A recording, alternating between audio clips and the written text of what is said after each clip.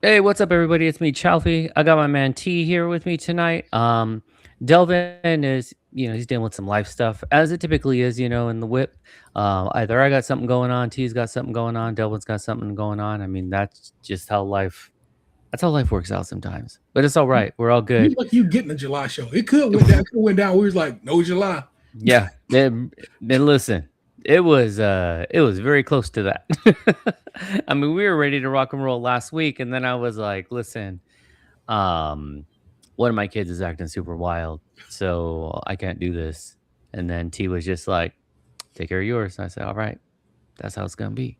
So, it is what it is. We have bigger priorities. Not that we don't enjoy doing podcasting or talking and catching up and just fucking around. But sometimes we gotta take care of our closer people. Life be And life. then yeah, that's the straight up truth. And on the topic of life be life, and I really do want to jump into T's life because he just recently had a very very big event. So take it away, T. What's been going on with you, man? Oh man, a lot. But I guess in particular, we officially sunsetted States Country Milk. It is no more. I have no intentions or plans currently to do anything with it. But then I was like, what was I doing the other day? And I was like, damn, I could talk about that on. I was like, I have nothing to talk about. There ain't nowhere I can go talk about this. And so, but 600 episodes, man. 600 episodes, 13 years. Cleveland's longest running podcast. Respect on my name. Seriously, man, that's And that's super fucking cool. Like when you really think about like 600 is crazy. yeah, it was pretty dope. I thought to be able to end on a nice round number and just Yeah, say, when you guys just to kind of interject real quick, Delvin did a nice episode over on Delvin Cox Experience, catching up with T, and when they said this went through 4 presidential administrations, I was like, fucking crazy. That's a lot of time. yeah, Like that's a whole elementary career. Nuts, yeah, that's the real man. So your kid could have been born and graduated by if you started getting down to get down with us out here. So right? Gavin was born in 2008, yeah, so we're about there. yeah. So I chuckle, man. I'm very good with it now. I when I first said it, I don't think I was getting up toward it. I'd gotten better. Doing the show, I cried, literally cried. So Uh-huh. whenever you listen to it, yeah, you gonna hear me cry. And now that now this behind me and out, because what it is, like the episode had been done forever. I just didn't go through and edit it and make the show because I was like, if this last one got to go out, fly. So Yeah. I made it a point to there's all kinds of extra stuff in there. So I would always tell people to watch the watchable version as opposed to listen to it. It's a good listen. I think Skims has always been a good listen, but I think I put just enough extra into this last episode to make it a well worthy of a watch. Plus, it's like almost 3 hours long. Chop that bitch up into days. Give Mhm. yourself 20 minutes here, 20 minutes there. Yeah. You get through it. But I think in hearing what you're saying, because I shared with T, I have yet to listen to the 600 episode, not because I don't want to listen to it, just just knowing that there won't be one after that. Like that's kind of a wrap. Like for example, with Married to the Games ending, and even with Gabe's passing, like there was a moment where I stopped, like I didn't listen to, and I still haven't listened to the last episode that he did, Yeah, just because it just, I don't know, it's a little piece of like, I'm gonna keep this in my pocket for when I want to hear it.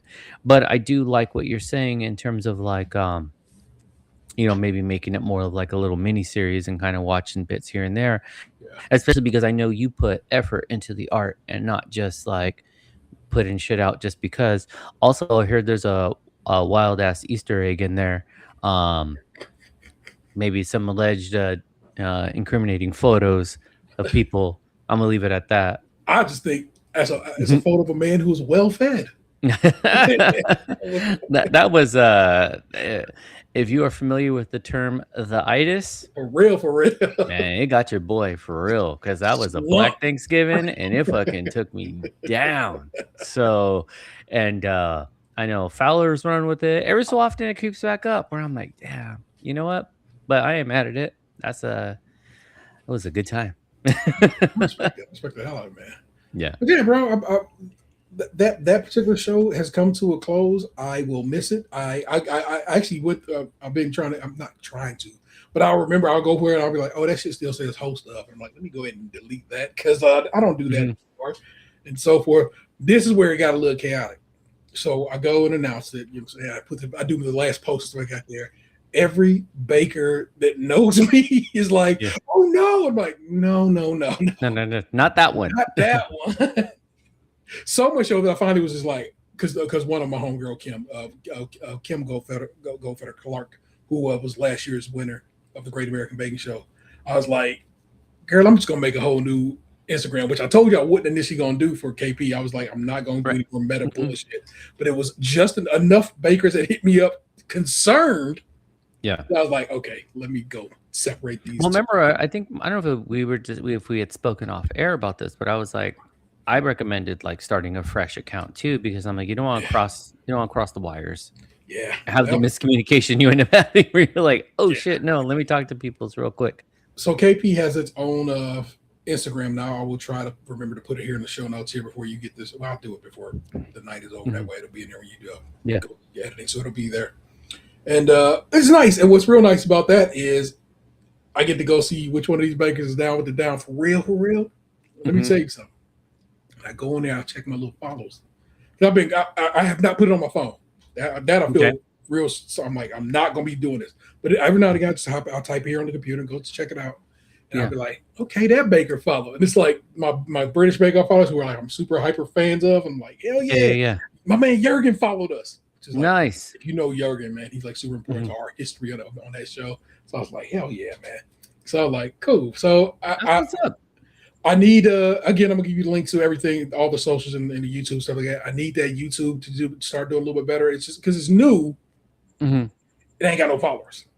Yeah, And- maybe it's like this evening or sometime tomorrow. Update all our show notes. Like I'll Yeah. do a better job of updating them, and then they'll all be in show notes. Yeah, so that'll be on yeah, just look at your screen right now as you listen to this. It's right there at the bottom. I promise you. Scroll up. So that's dope. Trying to make sure KP is not taking stuttered too much from this development, but it'll be okay. I know it will be. I'm happy for what I pulled off a scale. I'm excited. Like Charles said, I got to do an episode with Delvin. Delvin never spells my name right. It makes me laugh every time I see it. Do you see how he write? Do you see how he write Tayrell? No. It'd be everything but what is literally on your screen right now. What I know be on his screen when we record the show, but it'd be every letter but, and I laugh every time. I'm like, what Delvin? You know what? You can't be mad at him though because he also spells Delvin wrong sometimes. I'll be like, who the fuck is Devlin?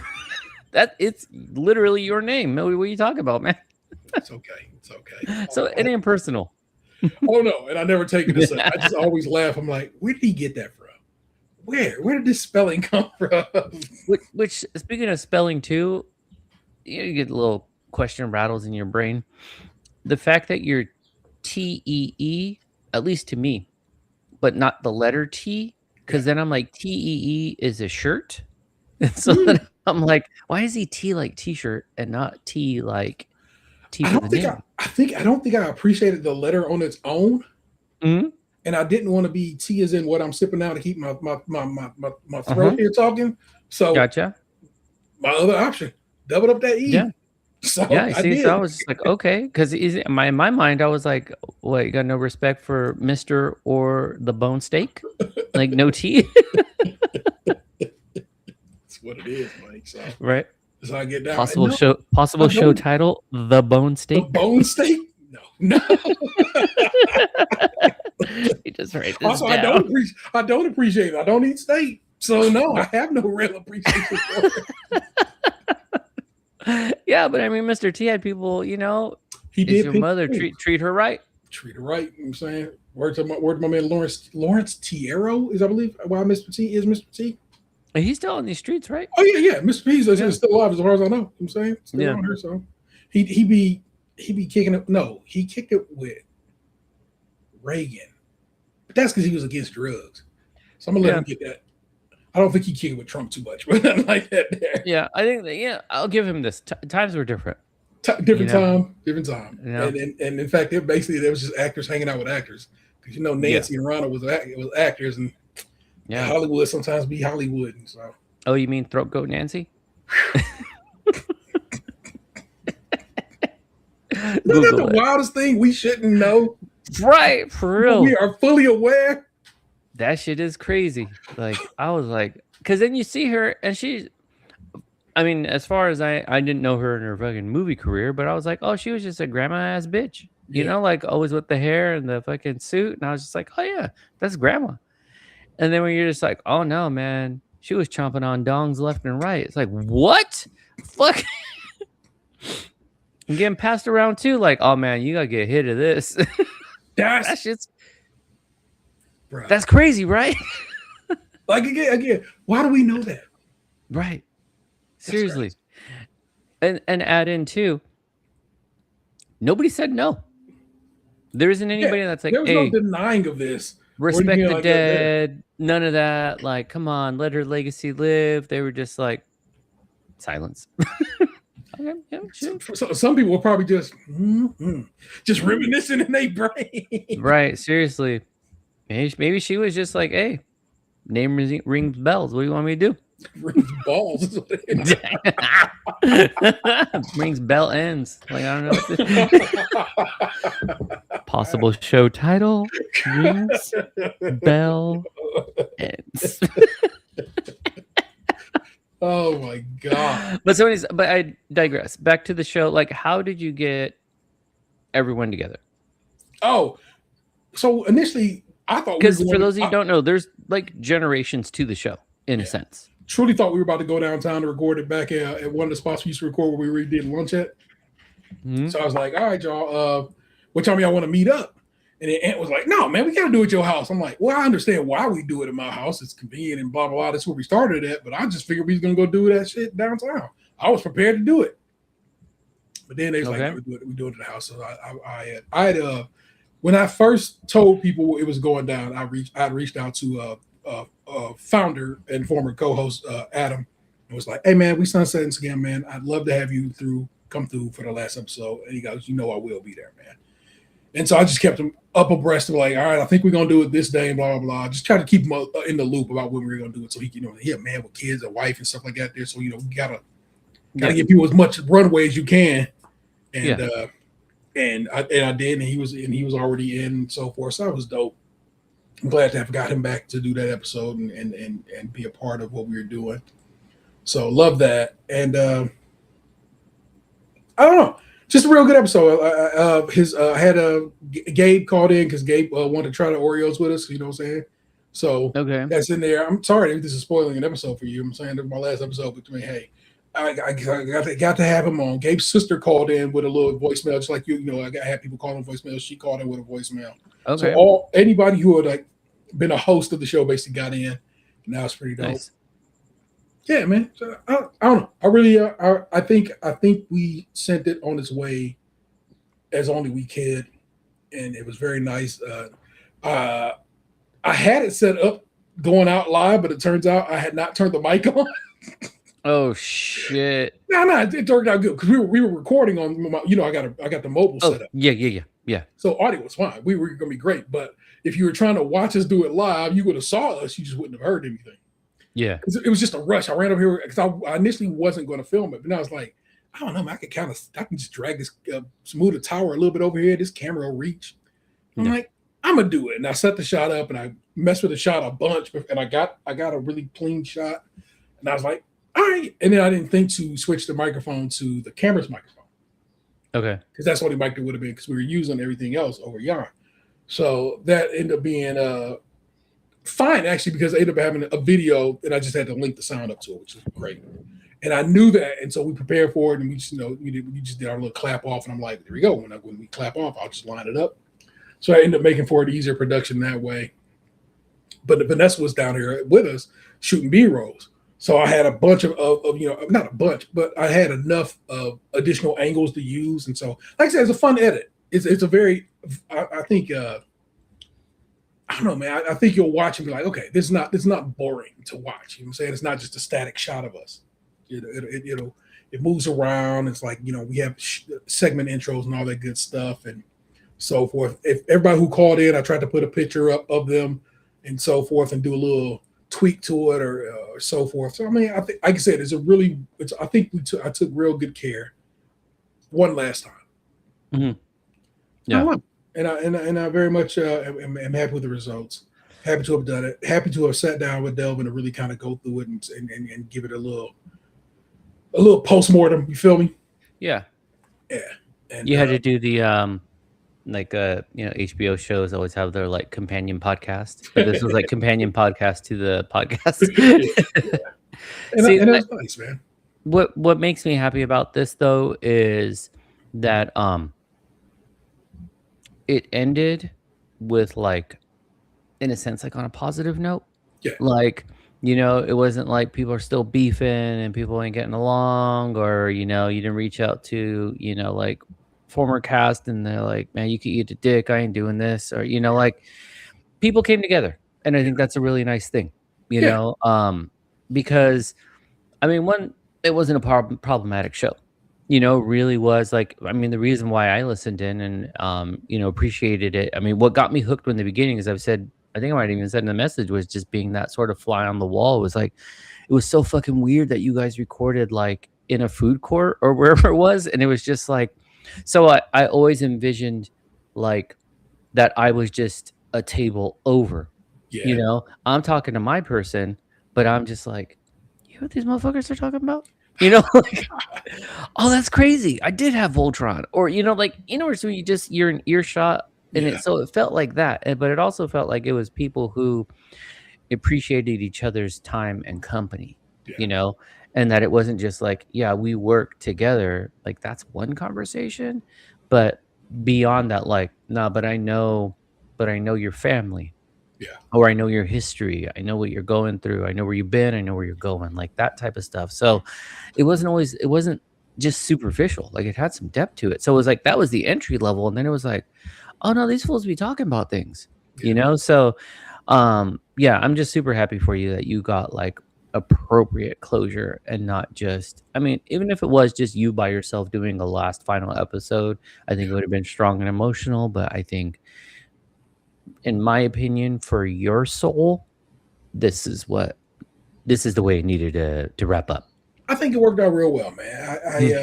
I had to just chuckle that it's like as soon as I grabbed the paper, so I have my little boilerplate that I read every week. But I knew I'd written up a thing, to wrap it up. This is the last one I was doing it.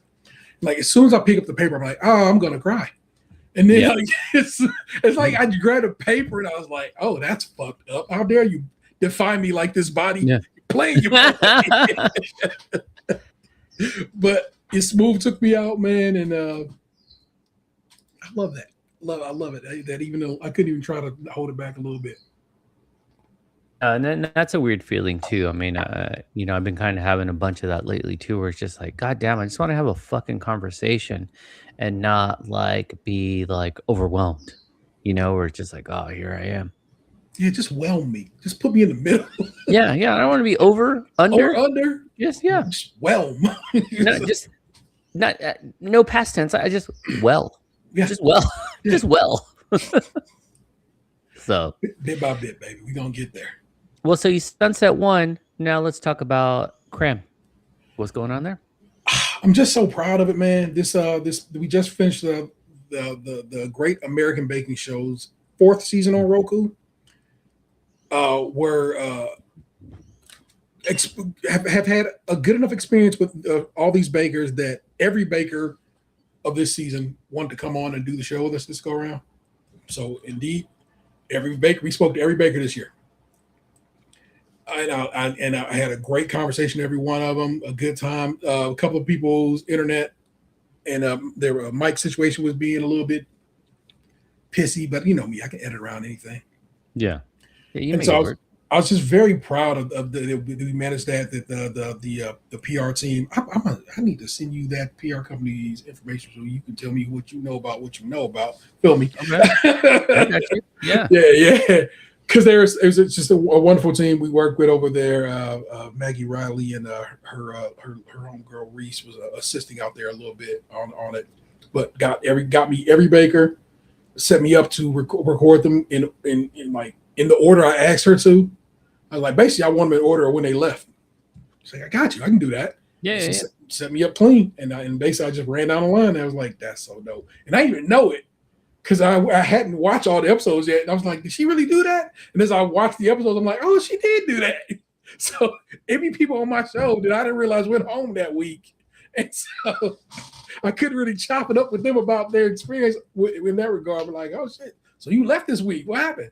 But It was dope. It was dope to have figured that out as time went on, man. That's cool as hell.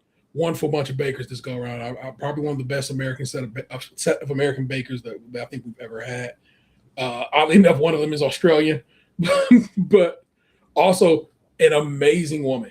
Like, I was just super excited to just chop it up with her in particular, because what it is I end up asking all the bakers, hey, what do you actually do? Because of course, the show says this person is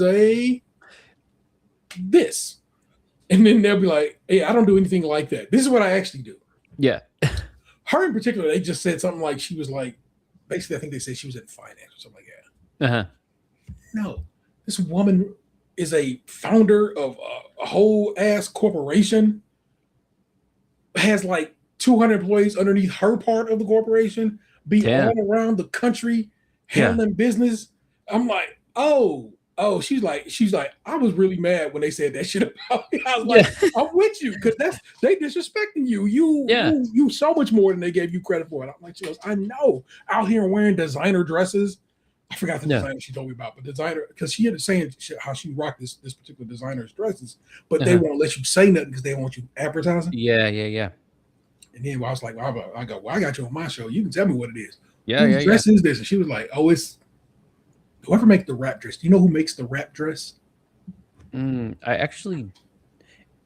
You be knowing this shit, but it is on the tip of my tongue. No, because my wife has talked about it. Yeah.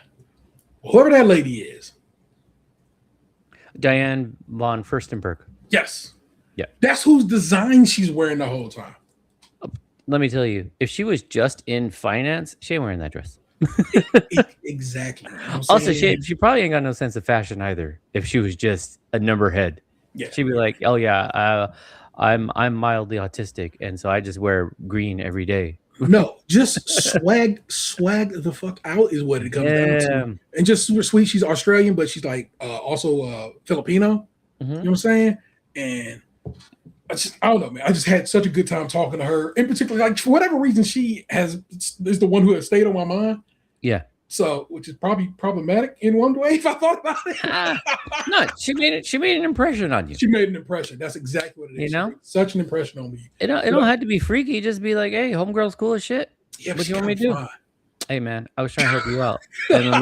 Wait, why? Like, what the fuck, man? I'm over here trying to be like, nah, man, it's cool. People got good energy. Fucking made an impression. She like all that true, and she fine. This fool's like, yeah, but she got booty though. I wonder. Anyway, made an impression on me. Facts. Yeah, man. I'm really proud. I'm really proud of that show, man. We come back, of course, in the fall when Bake Off comes back. If it times out right, Nick Jew will actually be here in town. We're going to go check out a Banana baseball game. Oh shit, Savannah Banana. But no, it's their other team though, because it's like they got other teams now. Yeah. So we're gonna see the other team's gonna be here in town. So she's flying up to kick with us and go see them. And it is right around the time Bake Off normally comes back.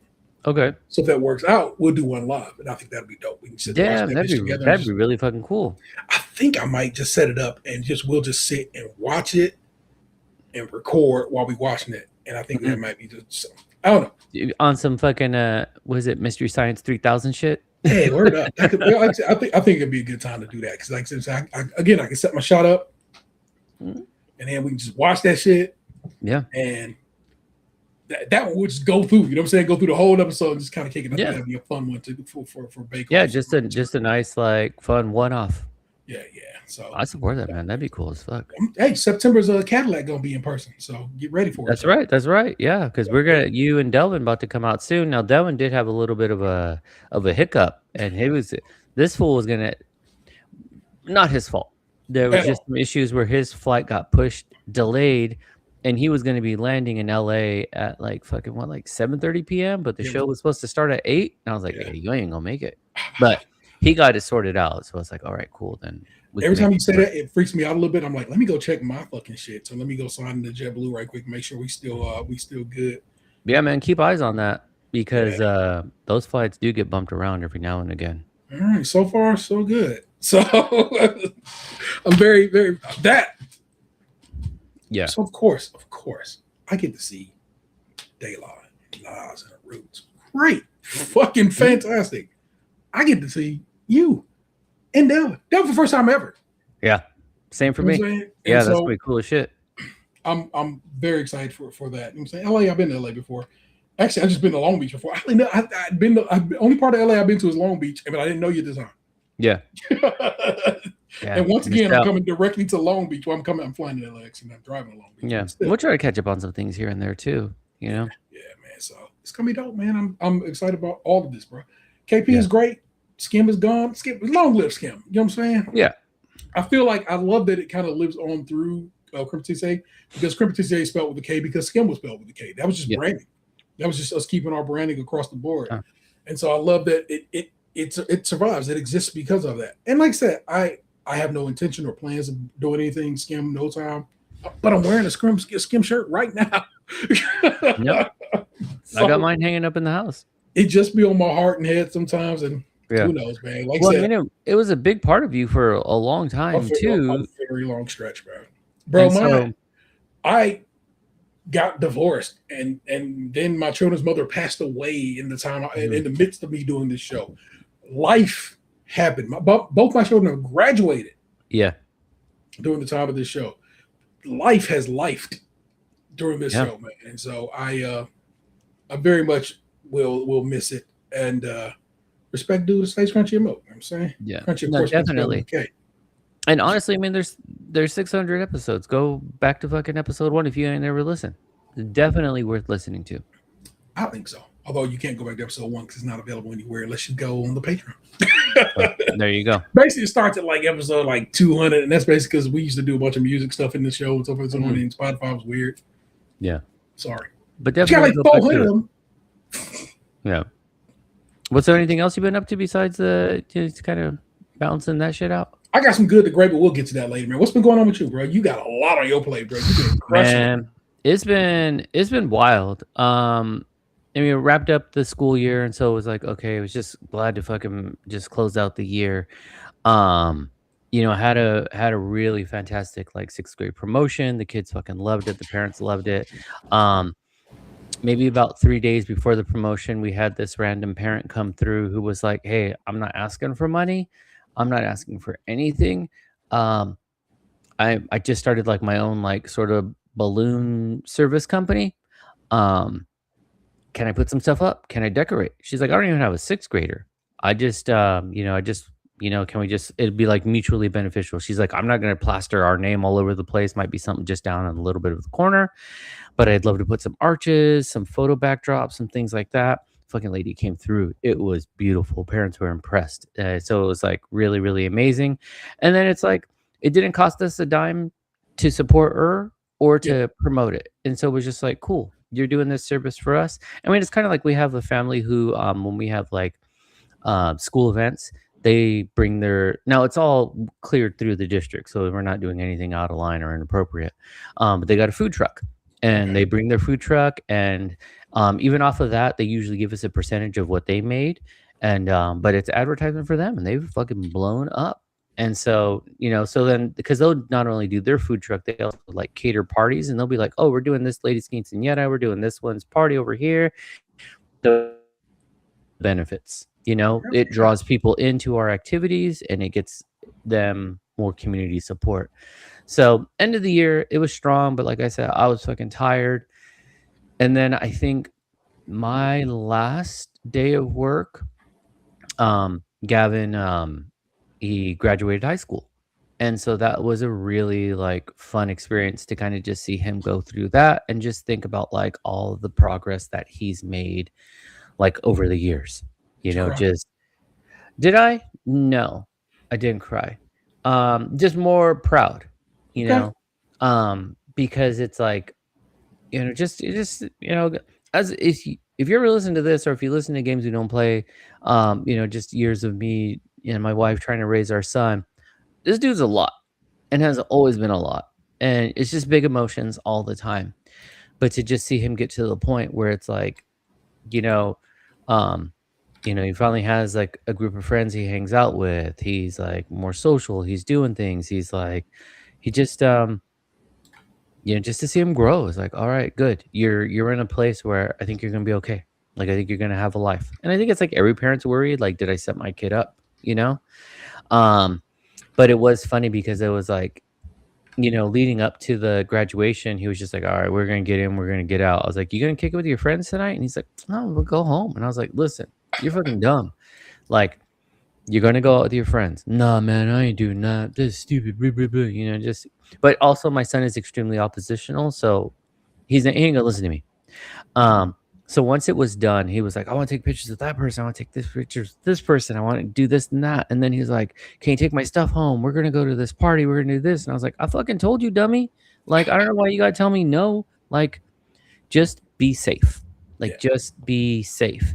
And I mean, and that night was like wasn't emotionally hard for me, but it was hard because I just a fucking ton of anxiety because it was like, the best and worst thing is like having like Find My available because then I Yeah. can see where he is. And I'm like, why is he in Lakewood?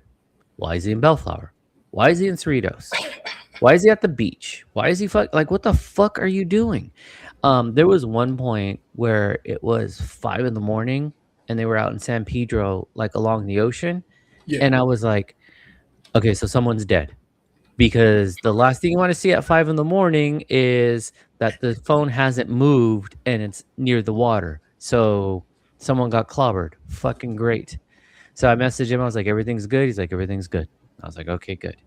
And then he spent the night at a friend's house, and that friend, the parents pulled their little RV type trailer to the front of their house, and they were Okay. like, "Once you guys get home, just fucking sleep in the RV. Don't be coming in the house." And I was like, that's actually pretty smart Hell because they were yeah. just like, go in there. It's got a fucking bathroom. It's got bedroom. It's got everything you need. They put snacks in there and shit, I believe, and they were just like, just fucking go to bed. And so that kind of did his thing for him. So he's had more evenings of just being out and having fun, and he's just like kind of living life and enjoying things. Then the next adventure was just him. He he passed his written test for his driver's license, and then has been working on getting him a car, which we ended up just settling because my hope was to have a car for him for his graduation. Yeah. His birthday was on 4th of July, so just the other day. Yeah. Um, Kind of primarily going through Facebook Marketplace. We have a limited budget, so I was looking at um, Camrys, Corollas, Scion TC, Honda Civic, and Accords. And but it was like the frustrating piece I would have. I looked at a lot of cars. People would be putting fucking filters on their cars. So when I look at it, I'm like, oh, okay, looks nice. And I show up and I'm like, what the fuck is this? Everything's ripped or torn and dented. I'm like, that's not the same car. Or it'd be like, I'm talking with the person, talking, and then I'm like, okay, cool. Can I meet up tomorrow? And then just ghosted. And Yep. then I'm like, okay, maybe the person's busy. So I'll message a few hours later or the next day, hey, just want to pick up where we left off. Are you available today or tomorrow? Nothing. So that got really frustrating. That seems to be a thing of Facebook Marketplace. Like it's like people enjoy being dicks that way. Yeah. But like a gang of conversation leading up Yeah. to where it's Yeah. just like, because let's say somebody would forget to put the mileage or not put what the interior looked like. So I'd be like, hey, can you send me the mileage? Oh, yeah, here's a picture. Can I see the interior? Yeah, I forgot to put it up. Here's a picture. So they're making the extra effort. And then I'm like, what the fuck? This is weird. Dude, I'm telling you, it must be studied because it Yeah. seems to be something people love doing. Yeah. Everything but making the sale. Because I'm like, if you didn't want to sell it, then just be like, I don't want to sell it. Yeah. Like, I don't know, it's fucking weird. In the end, got him a 2012 Scion TC. You did get to see it. It had been your focus pretty much the entire time. So It like had, I mean, and I did expand it further just to try some other stuff. But we ended up going with that one. Good. The interior is good. The body was good. I mean, yes, the used car, it's got a few dings here and there. Honestly, it ain't nothing that if we just got it sprayed again, it would look super crisp. Yeah. But I mean, I'd say the fortunate thing is Gavin isn't like, he's not trying to like go fucking buck wild on it. Like, oh, we need to get fresh rims, we need to do this and that. He just wants it to look sporty. Yeah. And he's also kind of like, I've told him, I was like, this is the car, you're gonna scrape it on a pole. You're gonna back into something. This is not your forever car. This is, and I said, but I'm not. This is not the one you're gonna intentionally fuck up. This is the one you're gonna be like, shit, I did that thing. Like, this is where you learn. This is the one that we'll figure it out. So he's super happy with it. He's good. Runs well. So it's like, okay, positive. Like, we're looking good right there. So we were able to give him that for his birthday. Which is funny because we put it in a little box. I have a video of it too, and gave him his gift, and he was gonna be a little bit jerky that day too because he wanted to spend the day with his friends, and so my wife was like, no, but we should do this, we should do that. We actually gave it to him on the 3rd. He's like, no, I want to be with my friends, and for me it was kind of like he and I talked later because he was like, I want to be with my friends. I was like, I get it, man, I do. Like, you're 18, you want to be with your friends. Understandable, but you have to let your people take care of you. Like, you have to allow for your mom and I to have time. And this was also one of those, like, you talk about like emotions kind of taking over, where I was just like, I maybe have like 2 more years left with you, and then you're gonna be gone. Yeah. Like, you're gonna, like, to hear you say like, oh, I haven't seen my kid in a month. I was like, man, you better get the fuck out. Are you kidding me? Oh, I had words with him about that. I was like, hey, don't be doing this. That cannot be something we do ever again. Okay. Yeah. And I know it is. He got a new job. He does construction. He's busy. He's busy. He has a life. Retired. His life. Yeah. But yet and still, you're absolutely correct. You just have to remind them you have familiar obligations. Yeah. And so I just told him, I said, look at it this way, man. I said, I don't ask you for a lot. I really, really don't. I said, but what I am going to ask you for is that if I want your time, I want you to give me some time. Yeah. It doesn't have to be all day, but just be like, hey, man, let's go to dinner. Let's talk. Let's hang out. Let's, something real quick. I said, I've always given you all the time you've wanted and needed. And I'm just going to ask for little slices here and there. And the same goes for your mom. Your mom's going to ask for some of those little slices too. Hang out with your friend all fucking day tomorrow and the next day and the day after that. Like, it's cool. But all we're asking is to like go out to dinner, and you're fucking angry about this. So we had already like kind of had that conversation. And then so we rushed real quick because he had already made plans with his friends. He was about to be out the door. So we rushed through. We got him his cake. If you had seen my Instagram, when Gavin was little, if you don't know what a smash cake is, it's like a cake you usually give a baby, because for their first birthday, whatever, they smash that fucking cake. They smack it all over. They grab it with their hands. And so we used to get Gavin these little like froggy smash cakes, and we did it for a few years. And so for his 18th birthday, I went back to the same like bakery we used to go to, and I was like, you still make these smash cakes? And the girl was like, yeah. And I said, okay. And she's like, oh, you want one? I was like, yeah. I go, we used to do these for my son when he was little. She's like, how is he now? I was like, he just turned 18. And she's like, oh, we'd be more than happy to do it. And so I showed her this one that was like a little more 4th of July themed. And she was just like, oh, yeah, no, definitely. And they really did. It felt like when you look at a PS1 game to like a PS5 game, and you're like, oh, yeah, that's different. Like when you look at old GTA to current GTA, and it's like, because the hands were like this, and like now they got fucking fingers and shit. Like, just, it was crazy. I was like, oh, shit, this cake has more polygons.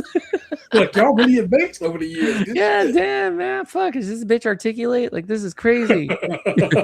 AI, only 5 fingers. Right, seriously.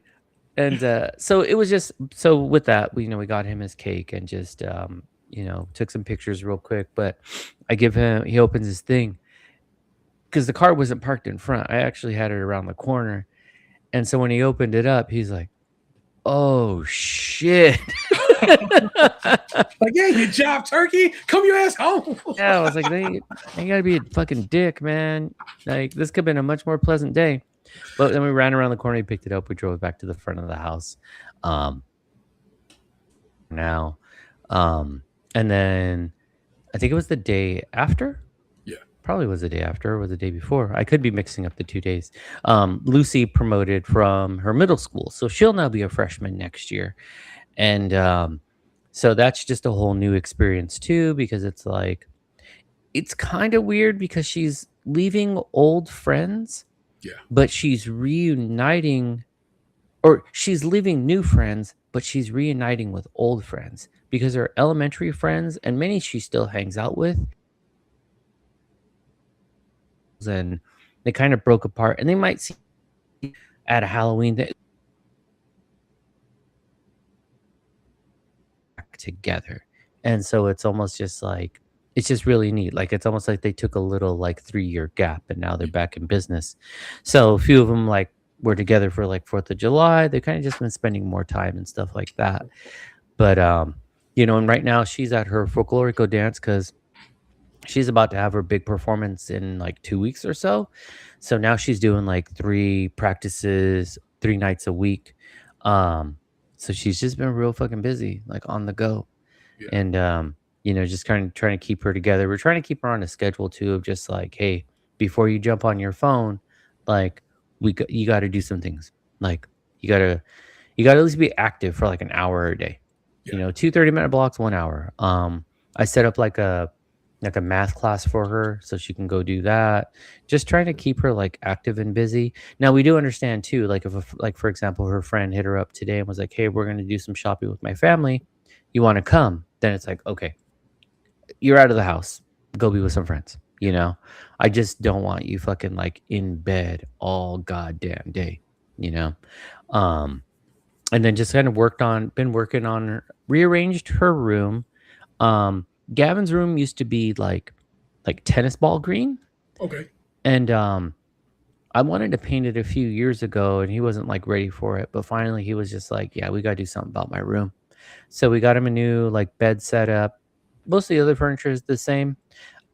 Painted his room. Our house is like a very light gray inside, so his room's now the same color as the rest of the house. Just he had to grow up. His room had to mature a bit.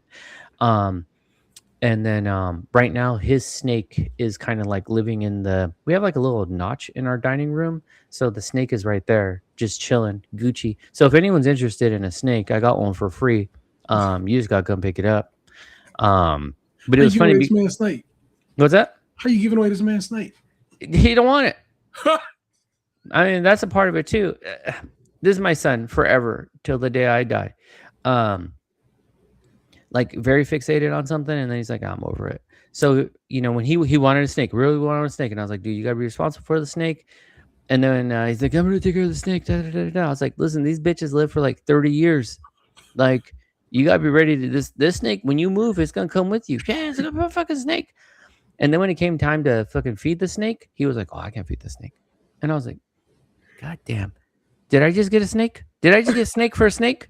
Like, the fuck, man. So Gucci surprisingly never got really big. Gucci got longer. But Gucci is not like a big fat snake. He's just super fucking skinny. Yeah. It's like they always say their head pops in that it's just like boom. Now it's like the snake, his head never popped. So he's just kind of weird looking. It's like it almost looks like he has a neck because like the body did form a little wider. So it's like I would say the first maybe 5-6 inches of his body, including his head, are very like small, and then the rest of the body's like double the width. So it looks like he's fucking got shoulders. I'm like, you're a weird ass snake, man. Brolic ass snake. Right, seriously. Out here flexing. What? Say something. Oh, listen, you fucking I'll wring your neck, bro. So we're trying to work on getting rid of Gucci. And then I mean, so it's just been like a lot of that. And then I did get tickets to go see because YG dropped a new album. Yeah. And so before I'd even listened to the album, got tickets to go see it at the Roxy. And the Roxy is a very small like historical club out here in LA. And one, the album ain't that great. It's too slow. Like it's just I love the YG bangers. I do not like the slow jams. Just ain't for me. What kind of shoes was he wearing? Oh, he had his loafers on. because the whole thing was that this is the Gentleman's Club album, so it's a little smoother, a little slower. But it was hot as a fuck in there, and let me tell you, like I wasn't like crazy. So my wife and I had like a couple drinks at the Rainbow Room next door. Just honestly, when I say a couple, I mean like literally probably like two apiece. So it wasn't like we were like fucking tore up or anything. Um, but there was like no AC, rooms packed fucking wall to wall with people, just hot as fuck. Maybe halfway, three-fourths through like YG set, I'm like, oh, I ain't all right. Like I'm not good. And like first time I went to the bathroom, Jessica thought something was wrong with me in there, but I was like, it's just a long line. Like it just took a while to go use the restroom, but I was fine. But when I went the second time, I like fucking busted through the crowd. No one was in there. Man, I feel bad for whoever had to clean up that bathroom. I threw the fuck up. Like, and not just a little like, bleh. I'm talking just like, Clean that out. but Clean I it was, out. but it was just like everything. But I was fucked up too. Like I couldn't cool down. I was just like, I was wrecked. I was like, God damn. So I just kind of I came out of there just all drenched, wet my face, wet my hair, was kind of even wet my shirt because I was like, I just need to fucking cool down. Yeah. After I threw up, I was like, I felt I'm fine. about to say, do you feel better? Yeah, I Ain't that should always probably. the way? Yeah, but it was just like I think my body was just like, listen, I can't cool you down and digest at the same time. Which one you want to do? Something got to Like you, give. A or B, buddy, A or B. Are you gonna black out, but you're full, or you stay up, but you got to throw up? Like you take your pick. So I fucking man, I puked all over that place, and it's just like, what the fuck, man. Um, but I also think, I mean, to go with that too, I've also just, as you know, anyone who's listened to the podcast, you know, I fucking hate summers. You know, I hate vacation. It's too much downtime. It's like more stressful for me than anything else. Um, I think I mean, coming, you know, from COVID to now, like, I think the last few years have just like really have like truly beat my ass. Um, but to the point now where um, I don't have like any fight left. Like, I don't have the energy. I don't like everything is just like fucking me up real bad. Like, just in general, too, like, I'm not one to throw up a ton. I honestly can say just from like nerves and stress, um, let's say if we're talking the past 4 months, I've maybe thrown up like 5 times because I'm just, That's out of the ordinary. yeah, yeah. And it's just like, and also like, I'm just not like, I'm not a stress eater. I'm Yeah. the opposite. And so then even at that too, like I eat and I just feel like garbage. I do, or just like food is just not like, I eat because I'm like, oh, I gotta eat something, but I'm like, I don't want to fucking eat this. Like, I don't want to eat anything. So it's not even just like, oh, I don't want to eat. Like today, I made fucking turkey burgers and we had salad. That's not a terrible meal. I'd eat it any other day. Today it's just like, okay, I have to eat this. You know, just I don't want to fucking do it. So just I'm just like fucking like burned out, and it's just like there's just a. I feel like everywhere I go, it's the same thing. You know, like I'm like frequently being told I'm the reason something didn't work. And it's like, okay, fine. You know? Um or the blame as to why something went the way it did, even though I had no fucking involvement in the situation. You know? You should have reminded me. And I'm like, or you could remind it's not my fault that I didn't remind you to, I don't know, fucking brush your teeth. Like you should be able to do that now. So it's just this constant like attack, attack, attack. And it's like you know, that's how work is. That's the existence I'm in like all the fucking time. And so it just has really like wrecked me. Now I did go to get like my like 6 month my like mid-year checkup or whatever. Yeah. Everything's good. You know, the only thing that the doctor said that was like off, he was like, you know, you're maintaining your blood sugar levels. That's great. Your cholesterol's in a much better place. Fantastic. He's like, you know, he said, it seems like you're working on losing weight. And I was like, actually, like not intentionally, but yes. I was like, I'm just not eating. He was like, yeah, that's not good. And, but, there was like only one area where like things were low, and it was like my creatine levels were like dangerously low or high. I can't remember which way. Either way, they're not good. What does one do to fix that? So I asked him. I was like, because we like messaged back and forth through like the insurance app or whatever, and I was like, should I be concerned with this because you haven't given me any recommendations? Like, honestly, no. He's like, your level has always been off, so I think that's where you've always existed. He's like, but it's also, he's like, you're getting older, you have low muscle density now. He's like, and you don't go to the gym. He's like, go to the gym. And I'm like, okay, sure. Had the same conversation recently. So. Yeah. And so he's like, he's like, building the muscle density will really help with that. He's like, you could take supplements, but you gotta fucking get to the gym. Now the hard part too is that like that's easier said than done, because it's like, okay, I could go to the gym. I really, really could. But there's so many points in the day that are like, but this one needs this and this one needs that. And I got to go take this and pick this up and bring this. And so then it's like, sure, I'll go to the gym at fucking 10 p.m. when I like can't keep my eyes open, or wake up at like fucking 4 a.m. And I'm like, hey, there's a point where I need to rest. And also, I'm in this like, I've just been in this mental state for so long that it's like, I wake up to just like fast forward through the day so that I can get to sleep like that. I'm just like, because everything in between is like, it's a fucking battle all the time. And I'm just like, listen, man, I ain't got the fucking energy for this, So that's been just like fucking me up like crazy. But on the positive end, it did finally get me to the point because I was like, oh, bro, I can't exist like in this environment. Yeah, like I just can't do it. So after going to the doctors and talking to him, he was just like, would you ever start seeing a therapist? And I was like, I did see a work one, and that was actually working out really well. But now the program's done. And he's like, nah, you really got to go see someone. And I kind of lucked out. So I started my first session last Wednesday. I'll do the next one this coming Wednesday. They're virtual, which I'm totally okay with. Like, I don't have any beef with that. I got really lucky because the person I'm meeting with also has experience in education. So it's like she understands the sort of systems. Like, she had asked me, she was like, okay, you're in education, what do you do? And so I told her, and then she's like, I have to ask because we might need to like cut this. And she's like, what district? And I told her, and then she goes, okay, we're good. She's like, if you were in my district, then I would probably, she's like, her district is gigantic. She's like, the likelihood that we would be knowing the same people is pretty slim, but I would probably have to ask you to use like fake names.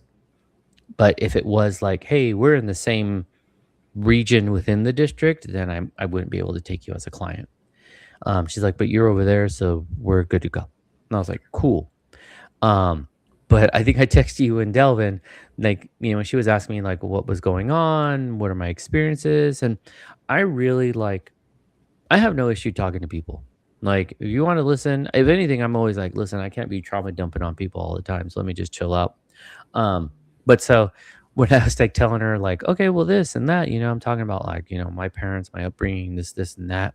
At one point she does the fucking like pearl clutch thing where she goes, ooh. And I was like, I didn't say it to her, but I was like, is this normal? Like, what the fuck? Are you supposed to be like, like, and then, because I had never spoken to her before, I was kind of keeping things a little more, I would say, on the work dialogue level, where it's a little more like systematic, like mechanical. And so she was like, you always talk like this? Oh, mind you, I did ask for a African-American woman. Yeah. I don't know. I just feel like I wanted that's the type of feedback I would want. Perfect. Yeah. The approach I would desire, and the sort of authenticity that I feel I'm missing in my life from the community. Yeah. And so when she did that, I also didn't feel like, man, fuck you, bitch. You know, it was just like, no, that's actually what I was looking for. That's what I needed. I need an authentic reaction and not someone who's fucking scribbling and then being like, well, that's quite a circumstance. You know, I'm like, no, man, fuck. So anyways, when she asked me, she was just like, you always talk like this? And I was like, well, we don't know each other. And she's like, okay. I said, let's get to know each other. I said, we'll get to the point. I was like, are you okay with like curse words? And she's like, let me tell you, I love curse words. And I said, oh, great. Me too. I Like, said, worrying out there. We about to be swearing. I said, let me start right now. That's my shit. And she was like, okay. You know, so then I said, so it'll evolve. And she goes, okay. She's like, I just want to know. She's like, because I want to monitor my dialogue to respect your dialogue. And if you're a person who doesn't respond, she's like, because some of the things you've said, she's like, I've already wanted to be like, oh, that's fucked up. And I was like, okay. And then like as we got to the tail end of our conversation, she's like, you shared a lot with me today. You really did. And she's like, there's a lot to work with. She's like, but you also seem really easy to talk to. She's like, so I think we can do something here. Um, and she's like, and I honestly got to say, like, how the fuck are you surviving? And I was like, well, that's kind of why I'm here now. Like, I don't know like how much longer I can survive like this. And she's like, yeah, you need, she's like, you need strategies. But something she told me too, because I had to do like a online survey. And then basically she gave me the same survey again just to see if it like kind of matched. And she's like, you're really interesting. She's like, I can see why you've made it this long and why you're not like your average person who started in their late 20s, mid 30s. She's like, yeah. She's like, you're high in all categories. She's like, she actually had to do like a suicide assessment on me because she was just like, yeah, from depression to anxiety to this to that. She's like, your average person, 4s and 5s. She's like, you're 8s and 9s. Like, it's not good. She's like, but you're like social and emotional intelligence and understanding is also really high. Yeah. She's like, usually if you're high in the depression and the stress and the anxiety, the other end is really low because it's consumed you, that you don't know how to communicate or connect or rationalize. And she's like, you're different. She's like, and so this actually, she's like, is actually very fascinating to me because I haven't really worked with someone like you. She's like, so this is going to be a learning experience for the both of us. She's like, because you've already answered questions by your own statements that I was going to ask you. She's like, but then you broke it down and it was like, well, I guess I don't need to suggest that. Like you already did that. So I was like, all right, cool. So I feel good about it. Like I do feel like one, if we already connected off bat, fucking fantastic. Like I'm stoked. And then she shared too, because right now we're doing like Wednesday mornings, and when the school year starts and we start like 1 week off of each other, Yeah. she's like, I have to flip to evenings. Okay. And I said, perfect. Same. I was like, me too. I was like, so when we come to that, like we shared the dates and I was like, I love it. I was like, I actually might need to take that 1 week off just to kind of acclimate and things. And she's like, probably me too. I said, okay, cool. I was like, and then we'll just figure out the evenings. And she goes, yeah, I usually do, what did she say? Like Tuesdays and Wednesdays are Wednesdays and Thursdays from like 5 until 9. And I was like, I'm in. Like, Okay. I can do that. So I think it's going to work out. You know, like I would say that is something that was like positive for me where I was like, okay, this, you know, for as much as like everything has just been a fucking like gigantic disaster and just constant like fuck up, I do feel like, well, at least it got me here, you know? I have multiple friends who I've been like, you should go to therapy. And they've shot it down or started and then stopped it.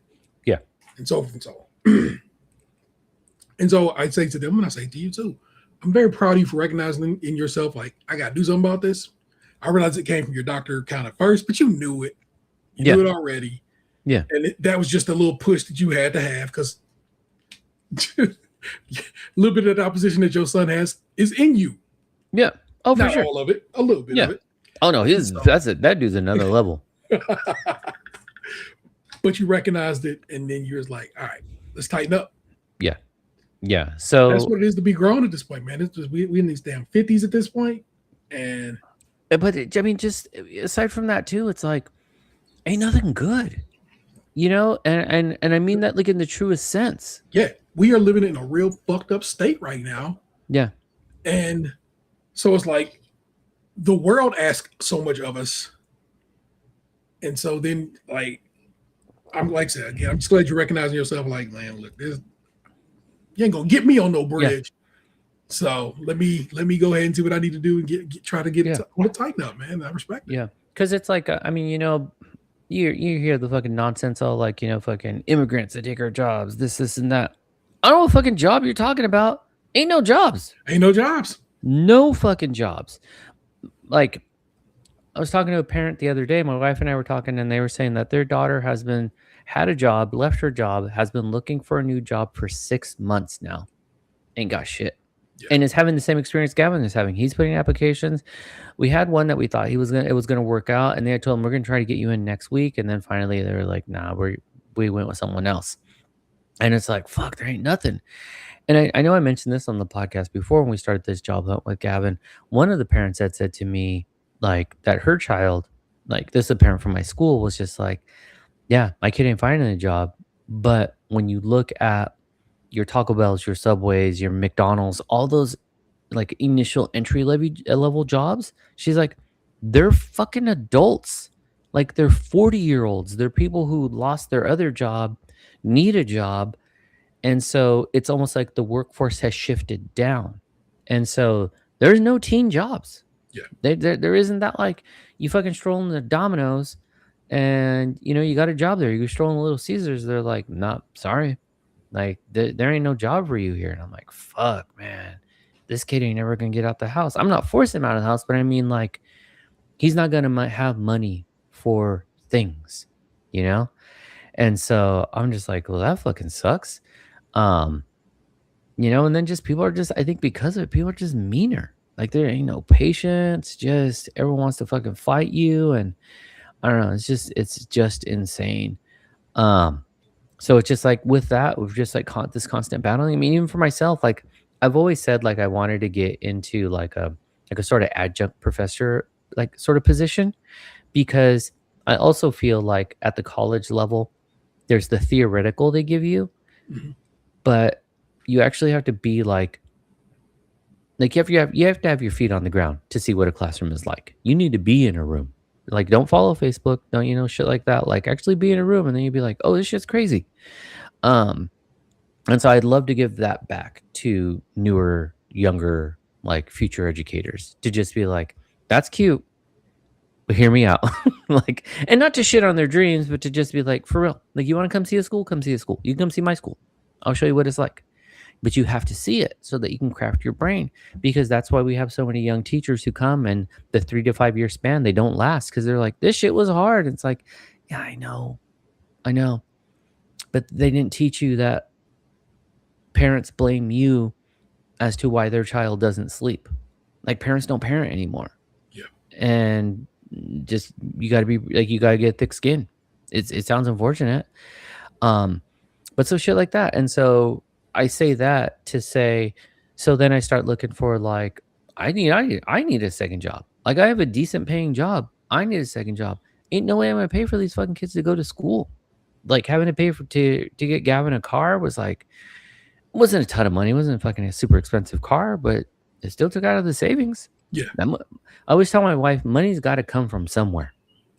And so I'm just like, I haven't gotten a raise in a long time. I don't see one coming anytime soon. I got to find some money. Yeah. Because it's getting cheaper. Then you got to be like, again, because the time we live in, it's like, I recognize at least that you're pretty happy where you are gig wise, but also at the same time, it's like you're like, but you ain't doing nothing to make this better for your mans. Yeah. You ain't doing nothing to keep me, if anything. You know what I'm saying? Yeah. And that's the reality in all districts, though. Like even when I speak to like friends and colleagues in different districts, yeah, it ain't shit anywhere. Garbage, man. Because I know, like when I was applying earlier in the year to get a job closer to home. Yeah. I was like, okay, this might be the move. But then as I progressed through the year, I was like, nah, you know what? Like, I actually think it's time to hang it up as a principal. And I need to look more at the district level. Yeah. And not even from just like a monetary like aspect, just more of like, I still want to be in education, but I think I need to do something different. I need to shift gears. Yeah. Um, my current former director of human resources, he moved over to a district close to my house as their like superintendent of human resources. And he and I got along like we went to Dodger games together, like we hang out and talk and shit. And so then I was like, dude, I was like, man, I'm bummed to see you go. I really like talking to you. I was like, I truly consider you a friend. And he was like, no, same, likewise. And um I was like, listen, I'm ready to make a move.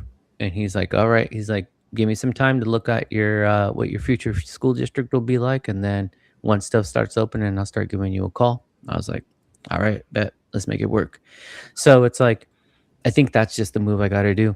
You Yeah. know? I'm just too fried that I think I just need something singular. Cause it's like I can't deal with the angry parents. I don't have the capacity. Not that I can't deal. I don't have the capacity to handle a bunch of angry parents about shit that's going on in their children's cell phones that happened in the evening while also dealing with the kid who's throwing chairs in the room and the teacher who's crying and still trying to fill out a report on something else and then still go in the classroom to observe instruction. Like I just can't do it. Yeah. And that's really like summarizing the small, big pieces when there's still a ton of other things to handle along the way. And I'm just like, oh, I can't, I don't have the capacity for that anymore. I It, just, it I just don't. I know it doesn't seem like these things should go hand in hand.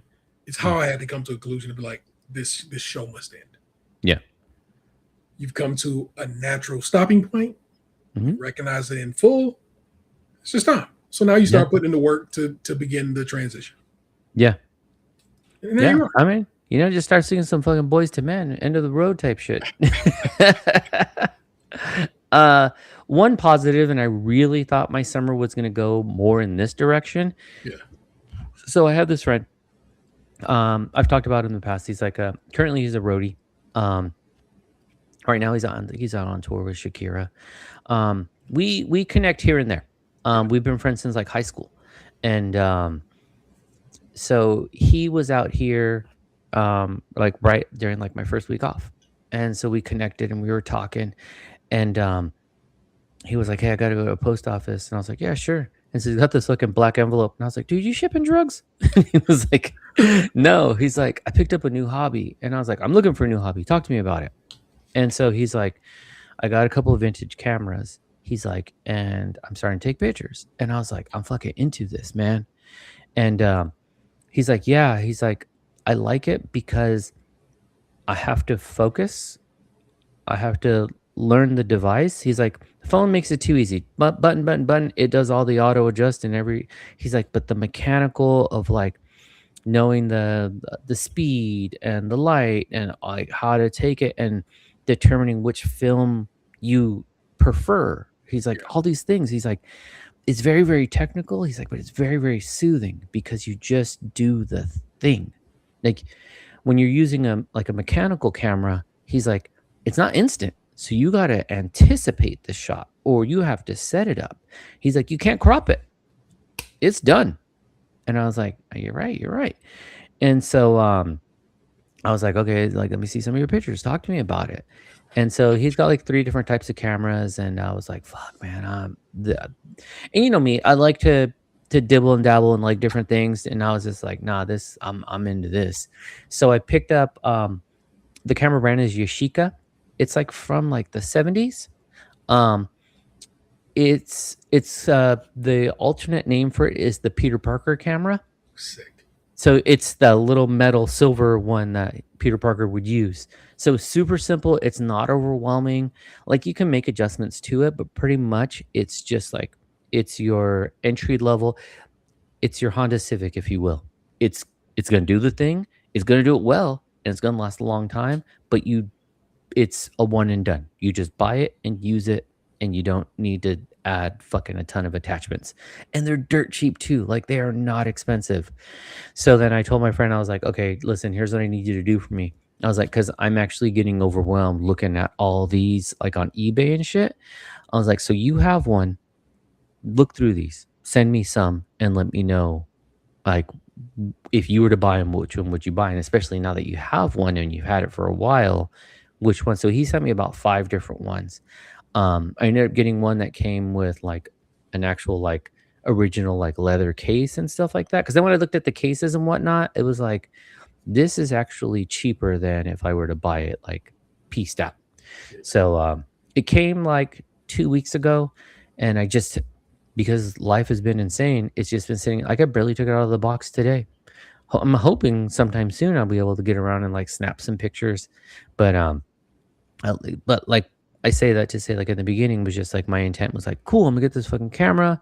I'm gonna enjoy the summer, go for some walks, maybe get to a nature center, take some pictures here and there while I'm out and about. I just ain't gotta do it, but at least I have something that is like. But this is what I'm gonna do. In This is due what I'm gonna time. get into. Yeah, in due Yeah. time. Yeah. So we'll see how that works out. But so I don't know, it's just been a lot of shit going on, but just trying to figure out, just what are we gonna do? But before we jump into our next piece though, just what's been your good to great? You had any good to greats coming up? Got a couple things I figured out, Church. A recent discovery, and I talked to y'all about it, is that for some reason I've become the mac and cheese plug. Okay. It's not even for some reason. I'm very good at making mac and cheese. Yeah. You're that dude. And so any and every family event that my essentially my in-laws, I've been with Vanessa forever, so we just call it what it is. And they're like, "Can T make mac and cheese? Can T make mac and cheese?" And I'm just like, I guess I can make mac and cheese. It's nothing difficult about it at all, y'all. Yeah, you're like, It's sure, just sure. the difficult part is that I grate my own cheese. Okay. That is difficult. But That's even time that, consuming. That's real time consuming. at this point, I've just basically I get the big bowl, I go sit in the living room and throw some on TV and just start shredding cheese. Mm. So after even that, I've kind of made. It's a kind of a vibe, but I kind of fuck with that. That I've become that plug. You know what I'm saying? I'm that dude, and everybody always, oh my god, it's so good, it's so good. I'm like, it's just because it's got season in it. I just need y'all to. I'll be so real with you. So I initially learned how to make mac and cheese. My mama did not date too much when I was a youngster. But once upon a time, she had a boyfriend. His name was John Shorty Rose. I remember him very clearly in my life, and he was like a line cook. Okay. But he was a trained cook. And so early in my life, he taught me how to make a roux. Or if you don't know, a roux is just fat and flour. In most cases, butter. But also, it is like the fucking it is the source of life for many things. It is one of the what are considered the mother sauces in cooking. It is a big thing, but it's a big deal, is what it comes down to. I learned to make a roux when I was like maybe 10, tops 10. And so the fact that 40 years later, your man still whips up a roux several times a year, gets in there, seasons it up, and can still make a hell of a damn bechamel.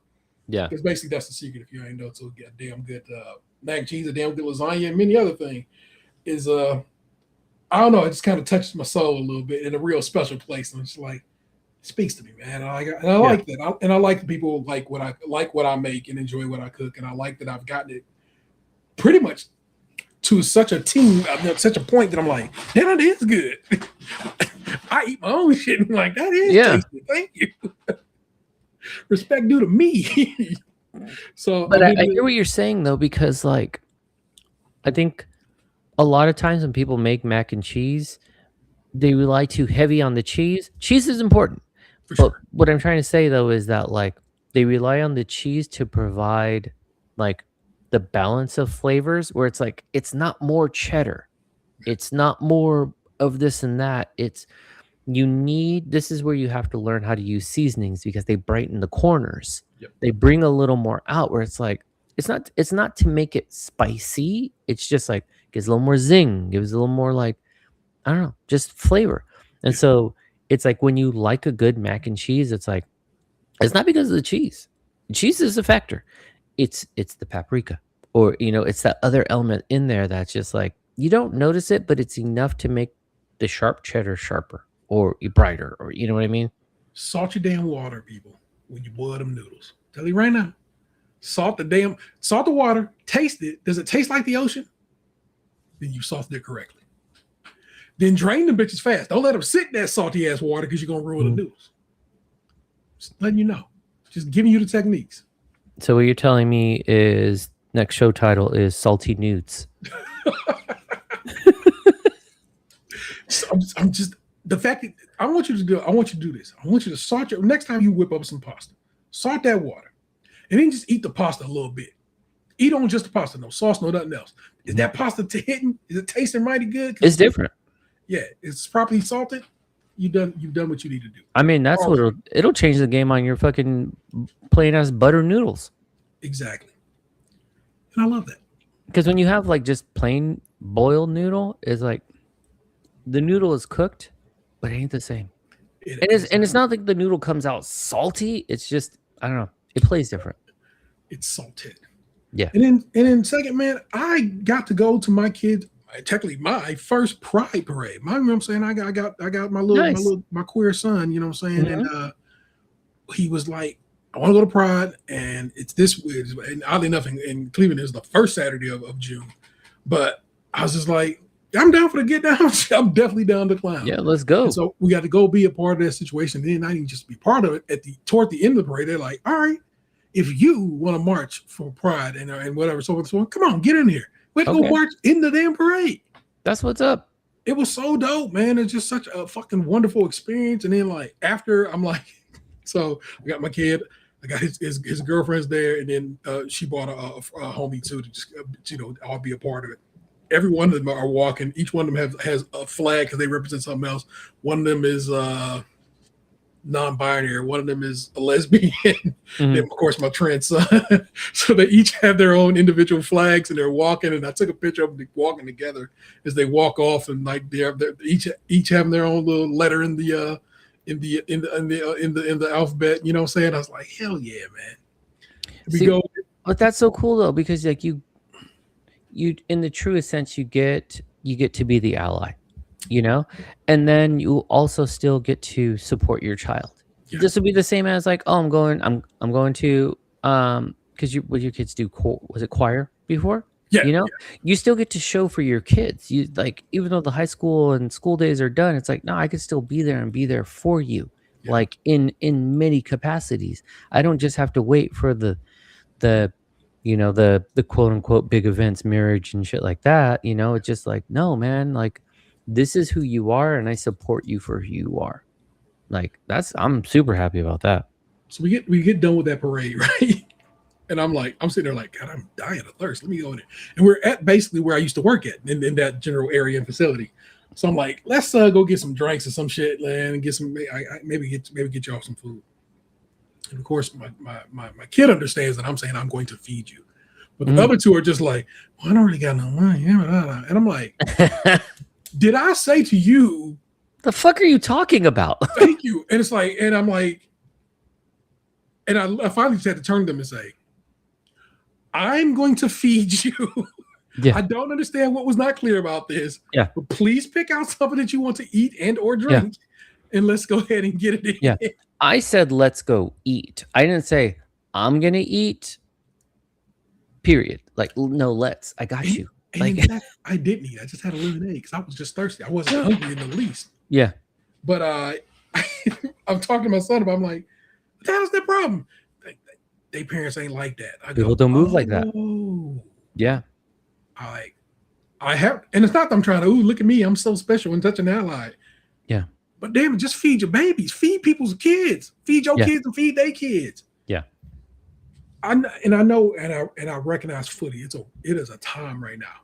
Like I said, we were just talking about it, bro. Microsoft laid off 3,200 people today. Yeah. I get it. But if you can, please feed the kids, man. Yeah.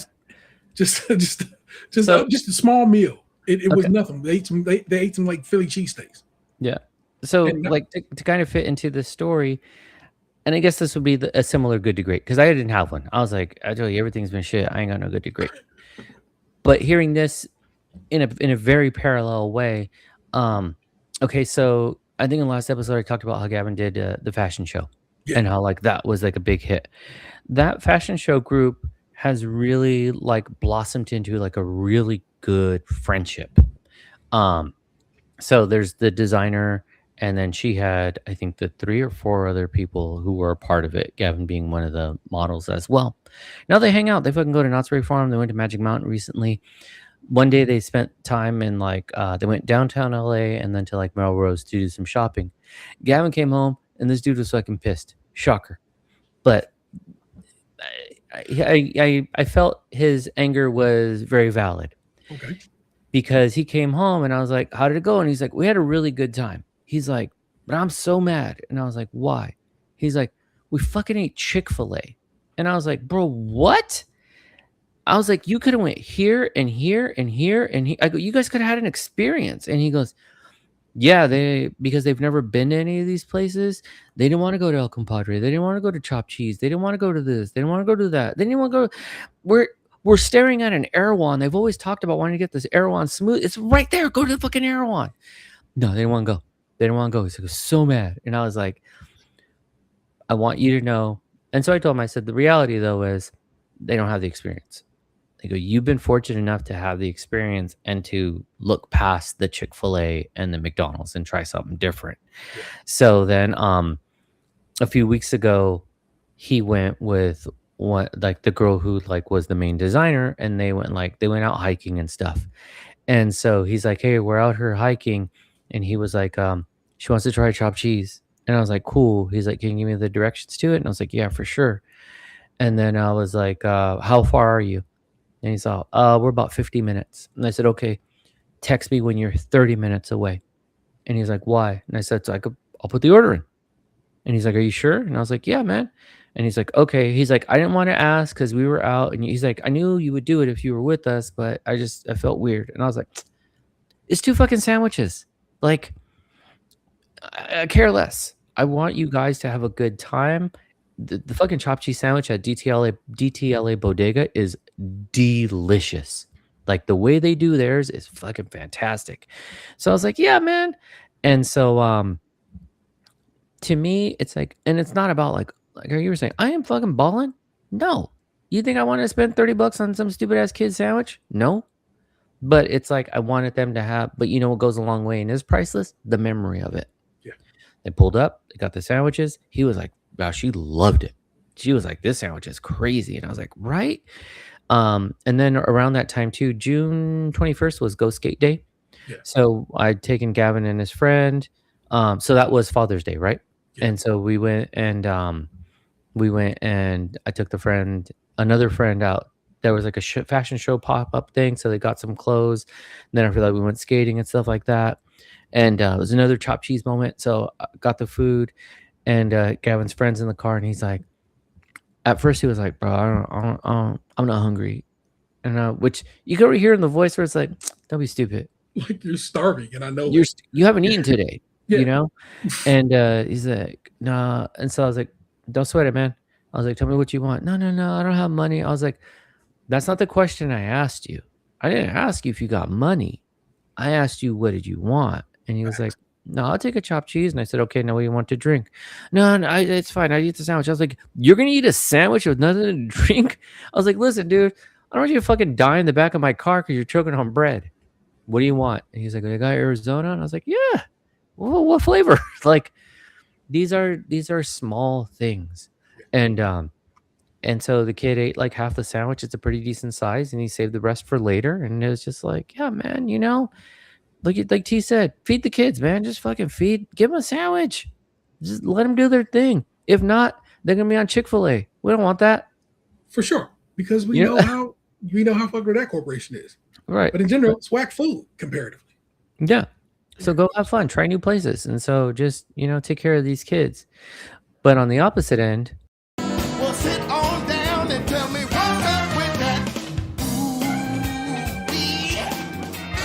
what's up with that? What's up with that? Ooh. What's up with that? What's up with that? What's up with that? Oh, one time. Yeah.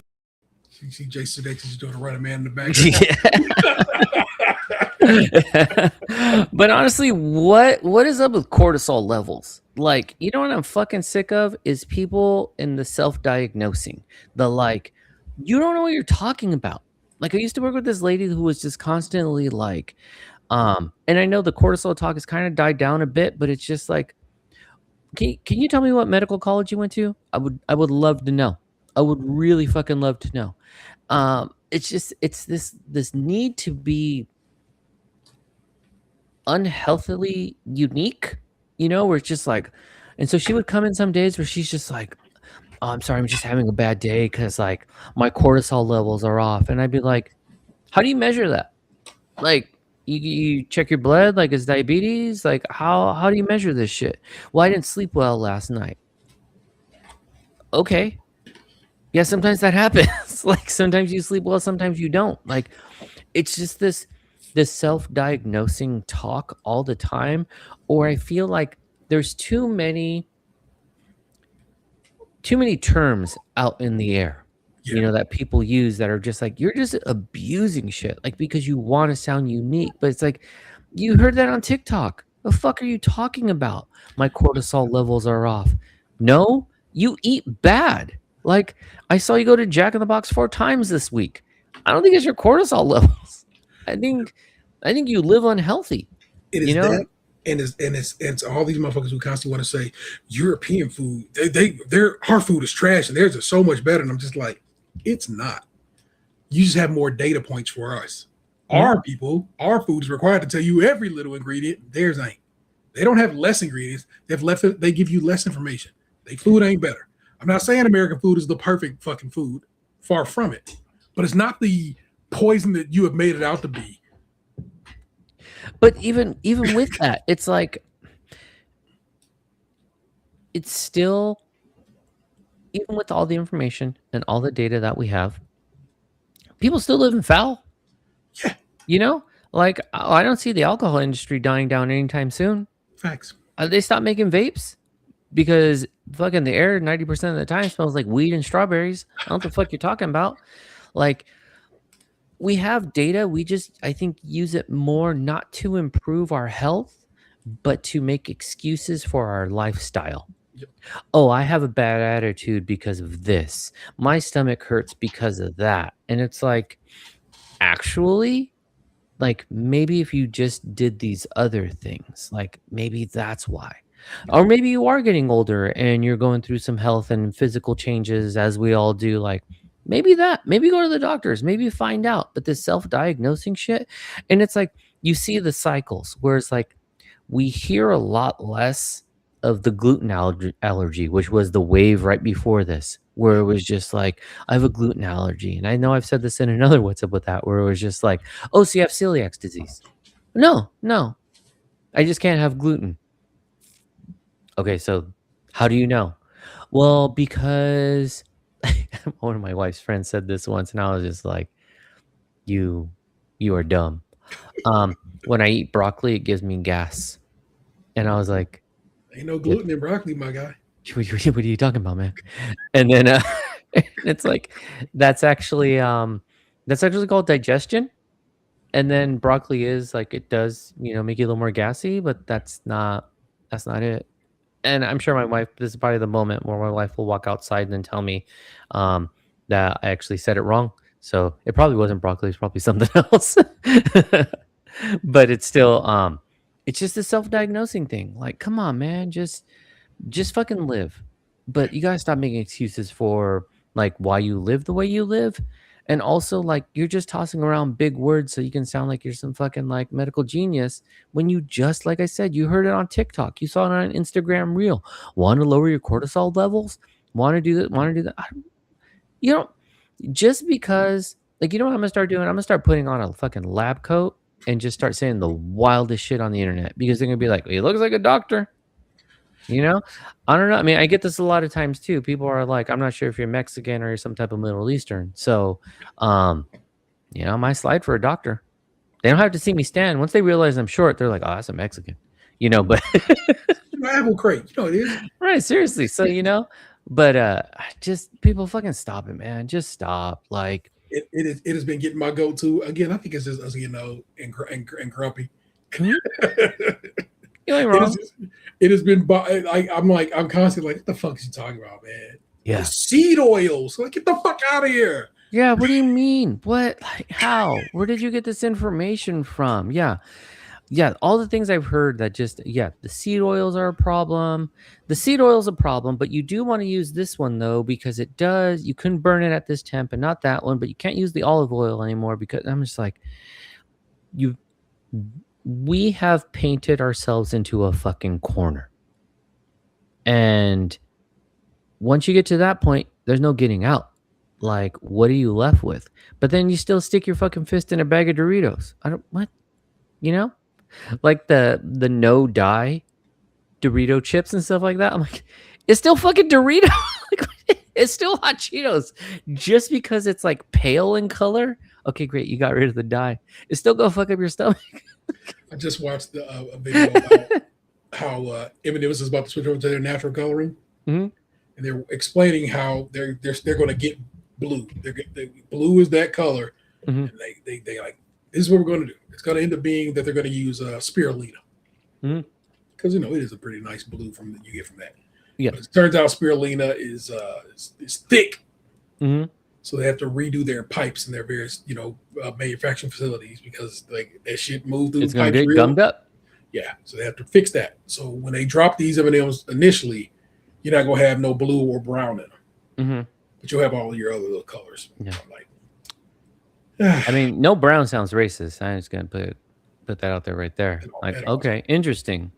But then I saw a headline somewhere, I don't know where. M&M's is getting rid of blue. I'm like, that's not what's happening at all. Yeah. They're currently just retrofitting factories to be able to manufacture blue. Blue Yeah. just comes later. Yeah. Well, that goes into a sub. What's up with that? And that's everything going woke, I guess, because I saw that. Saw a headline and I was just like, "This is dumb," and then I read a little bit of it and confirmed that it was the dumbest thing I'd ever read, and that's M&Ms have gone woke again because they're not having the blue and brown because they're giving in to like the internet communities and all these things, and I'm just like, is that woke? Is it? Do you know the real reason they have to switch to natural colors? Isn't the government? RFK in particular. Yeah, that's what I was guy- gonna say. Yeah, that's what I'm saying. The government has said Yeah. they have to do Mhm. this. Mhm. So which one is it? Is it woke or is it the right wing? Yeah. Fuck out of here. Yeah, because that's why I was like, wait, no, the government said like we got to get rid. That's why we have the no dye chips because we can't use the bread any. Like, I don't know. Like, I think that, you know what, people go research that. Research why you're dumb. Like, please, that's the one I need you to get a hold of. Why? Straight up Google. Why am I dumb? Just put in your info. Matter of fact, put in your social security too. So that's just out there.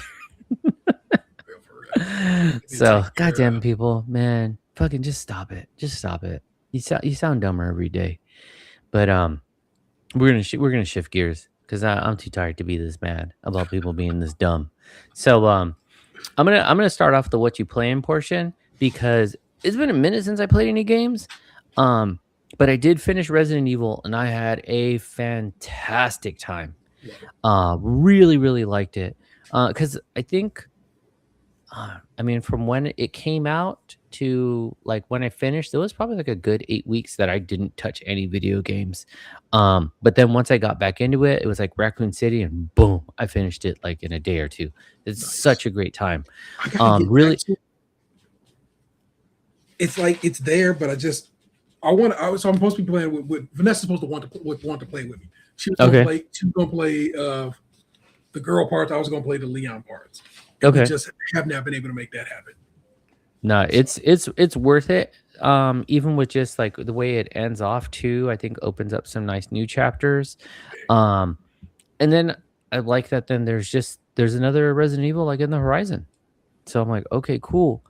But the one and I'm not done yet, so I'm gonna let you know where I am, is the game I'm really, really in love with, and I actually don't want to finish it on purpose, sort of similar to, 600 podcasts. I don't want it to be done.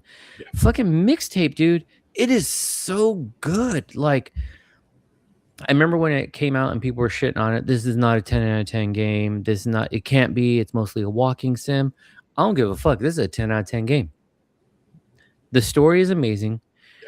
I know it's a licensing nightmare, but if they put this bitch on vinyl, I will pre-order that shit today. The curating on the music is phenomenal. The emotion and the acting is out of this world. And also the way she, like the main character, like experiences music is very similar to how I experience music. And so it's like, oh, this speaks my language in so many different ways. Like, I would love for this to be a TV show. Yeah. I would watch it. It would be like my new obsession. I can't get enough of it. And they explain stuff too, like in the beginning when they're skateboarding down the hill and they're on, because it's supposed to be the 90s, right? Yeah. And they're on the fat skateboards, and I was like, that's already wrong. That's already wrong. Like, I started picking shit where I was like, that's wrong. That wasn't the 90s. That wasn't this. That wasn't that. But then they double back. So like, main character says like, you're probably wondering why I ride this fat skateboard. It's because I don't like these new like popsicle style ones. And I was like, well done. Because I was over here being like, fuck you. That skateboard doesn't go past 1988. Like, stop. So just things like that where it's like, oh, you thought about this. Yeah. Now I'm at the point where I finished the rock skipping. I just TP'd the principal's house, and now they're in the friend's room. On the real, weren't the physics of that TPing like kind of like The this coolest. is amazing? Yes, because I really thought it was gonna be like you just chuck them and the thud, they just fall. Yeah. But it was like the physics of the throwing, the ripple in the tail of the toilet. I was like, fuck, this is so clean. And the way they layered too, that they would layer on top of it. So it wasn't just like, oh, they're gonna, because I thought I'm gonna throw it, it's gonna land in its designated location. Yeah. Not where I think it should, but it's just gonna, I need to throw 3, it's gonna land on 3, and I'm fucking done. But it was like, no, if I wanted to keep doing it, I can keep doing it. And I was like, this is fucking cool as shit. I can't get enough of this game, man. It is amazing. Tell me about your experience. I really, really loved that game, and like you said, I didn't care what people said. To me, it indeed was a 10 out of 10 kind of situation. I was like, this is fantastic. It is it's directly my type of shit because I love a little bit of you're narrating your own life story right quick. You know what I'm saying? That's kind of movies I fuck with. It's the kind of books I fuck with. So to finally put that in my hobby, which is gaming, it's God, I hope if they give me I need a physical copy of this so bad. I want a cartridge of that bitch on my shelf so bad, man. And I hope that's something that I get sooner than later. And it's only because all that licensed music, that's going to go away at some point. Yeah. They're going to lose the license of that shit, and they're going to pull that game right out of my damn fucking library, and I'm going to be real salty. Yeah. I can get a hard copy of it, man. It's like, there you go. I own that. Like, I own these records over here and so forth. So I was very, man, I know it seems so weird, but pitching them rocks and figuring out, oh shit, I can really pitch far down the field there. Mm-hmm. And, like I hit the flamingo, I hit some shit on the boat, I hit some stuff way down range, and it's like you start knocking the mannequin parts down. And stuff floats up and so forth. And even on Switch 2, it has achievements, which I thought was kind of neat. They had achievements popping and so forth. I enjoyed the story. I enjoyed the experience. I love the music. It's just great, man. It's everything I enjoy about that type of storytelling. If you got, no, I don't want to ruin that if I don't think you got to that part yet. Never mind. But, just in case you hadn't gotten there, I don't want to ruin anything. Yeah. The like I said, I've searched. The last actual component I'm on is they're in the friend's room, the all pink room, and they're talking about because she had just gotten detention instead of whereas the principal was like wanting to expel them. Yeah. And she's just kind of sharing her fears and frustrations. And no, no, no.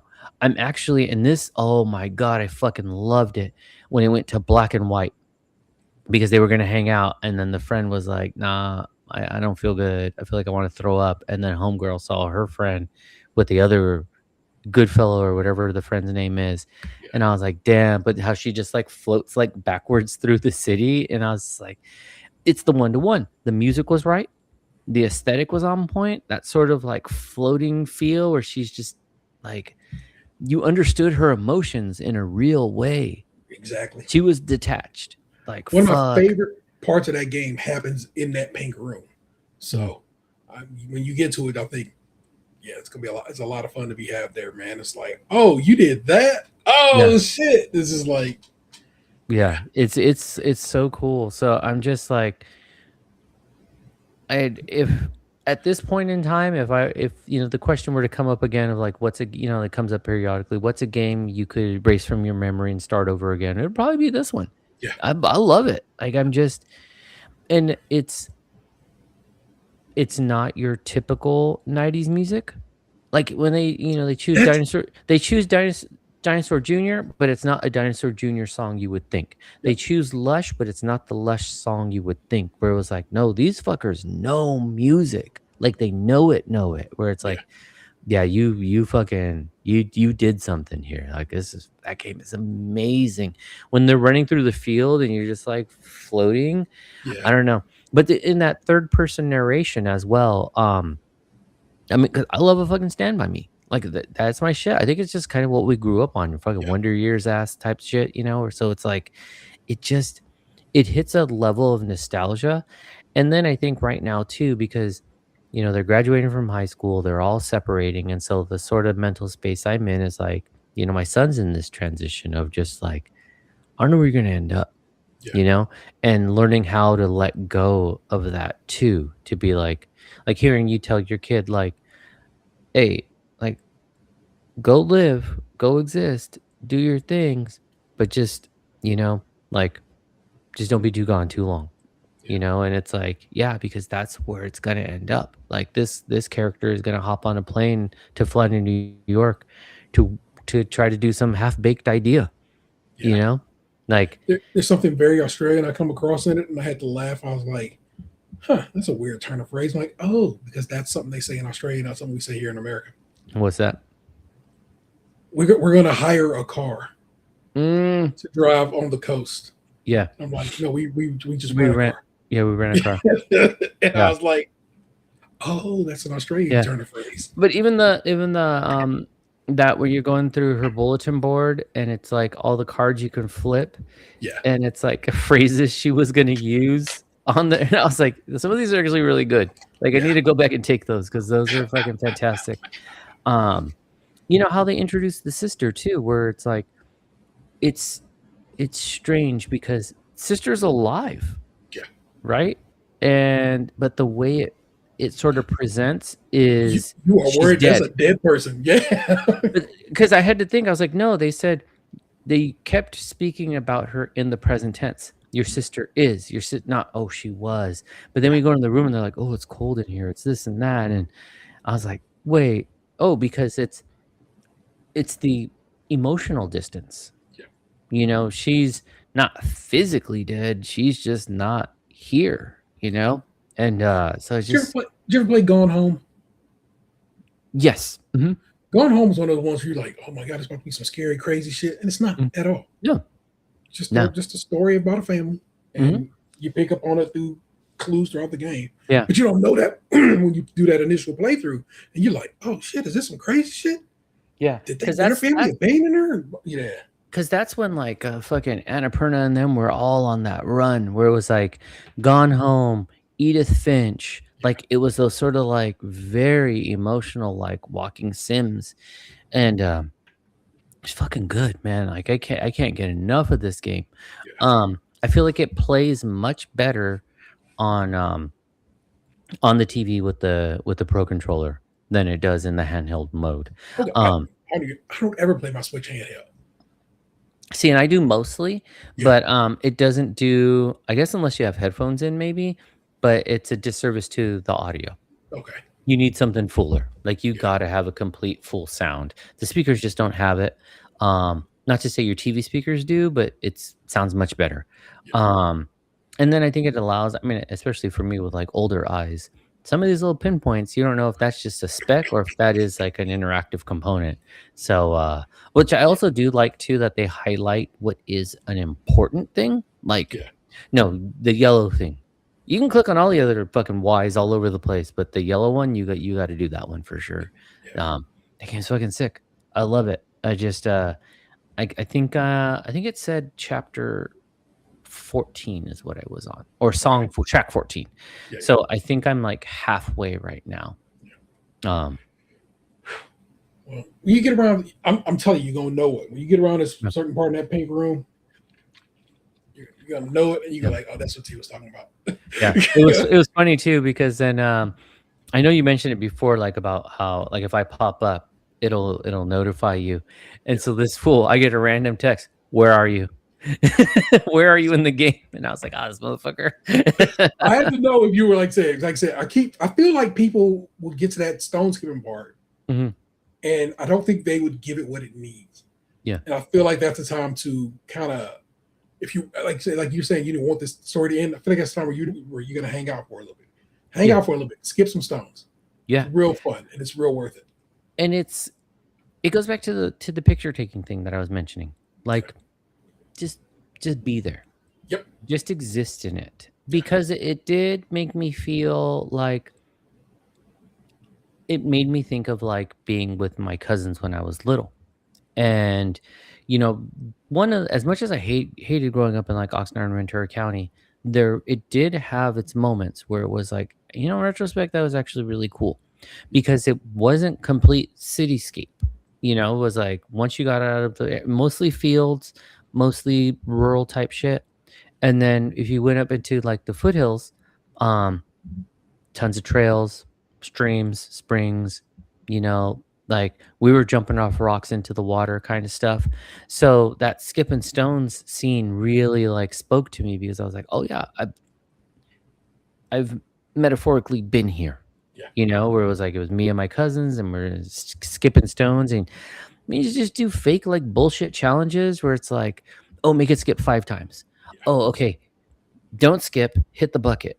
Like you just try stupid shit, and you get those big cheers because you did the one like insignificant thing where it's like, oh fuck, he hit the hive, and it's just like you get excited over this stuff. And for me, I was like, yeah, like you said, you can skip those stones real fucking far. Yeah.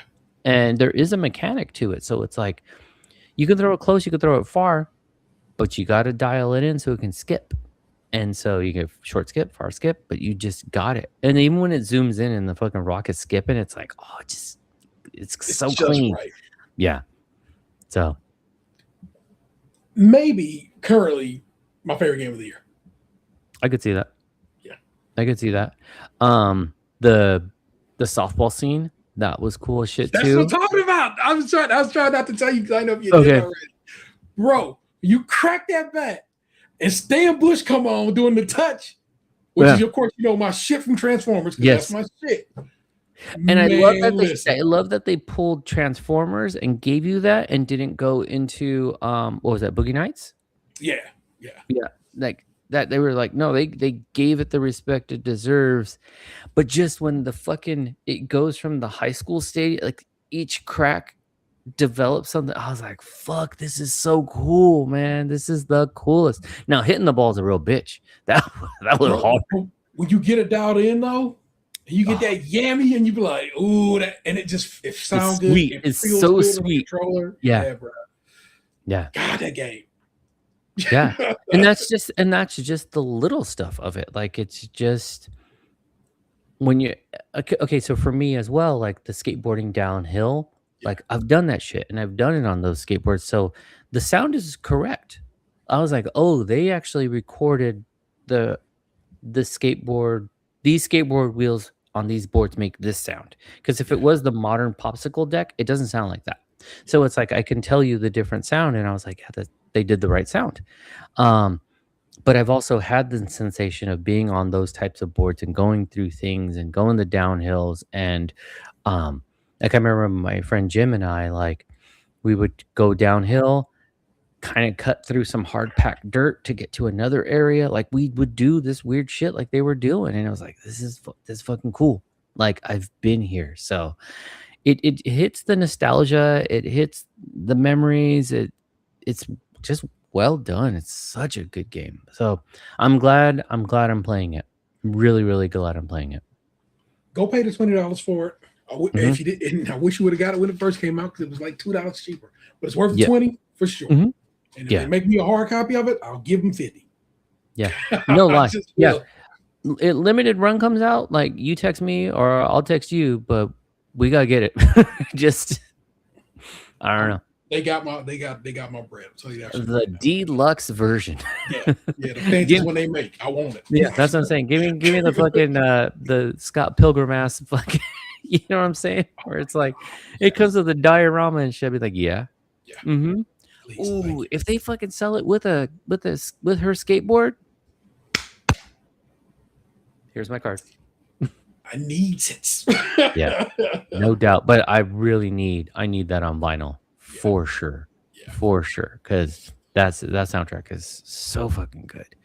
But so I mean, those are the two I've been playing. But like I said, mixtape it's my shit. It's fucking amazing.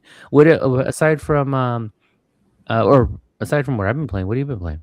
I finished Star Wars Outlaws last week. Great game. Great game. Straight up and down. Tell you right now, plays great, look great on Switch 2. I played it on Switch 2. That's a game key card, so if you're funky about that, I understand. But for me, it wasn't a big deal to me. I whatever.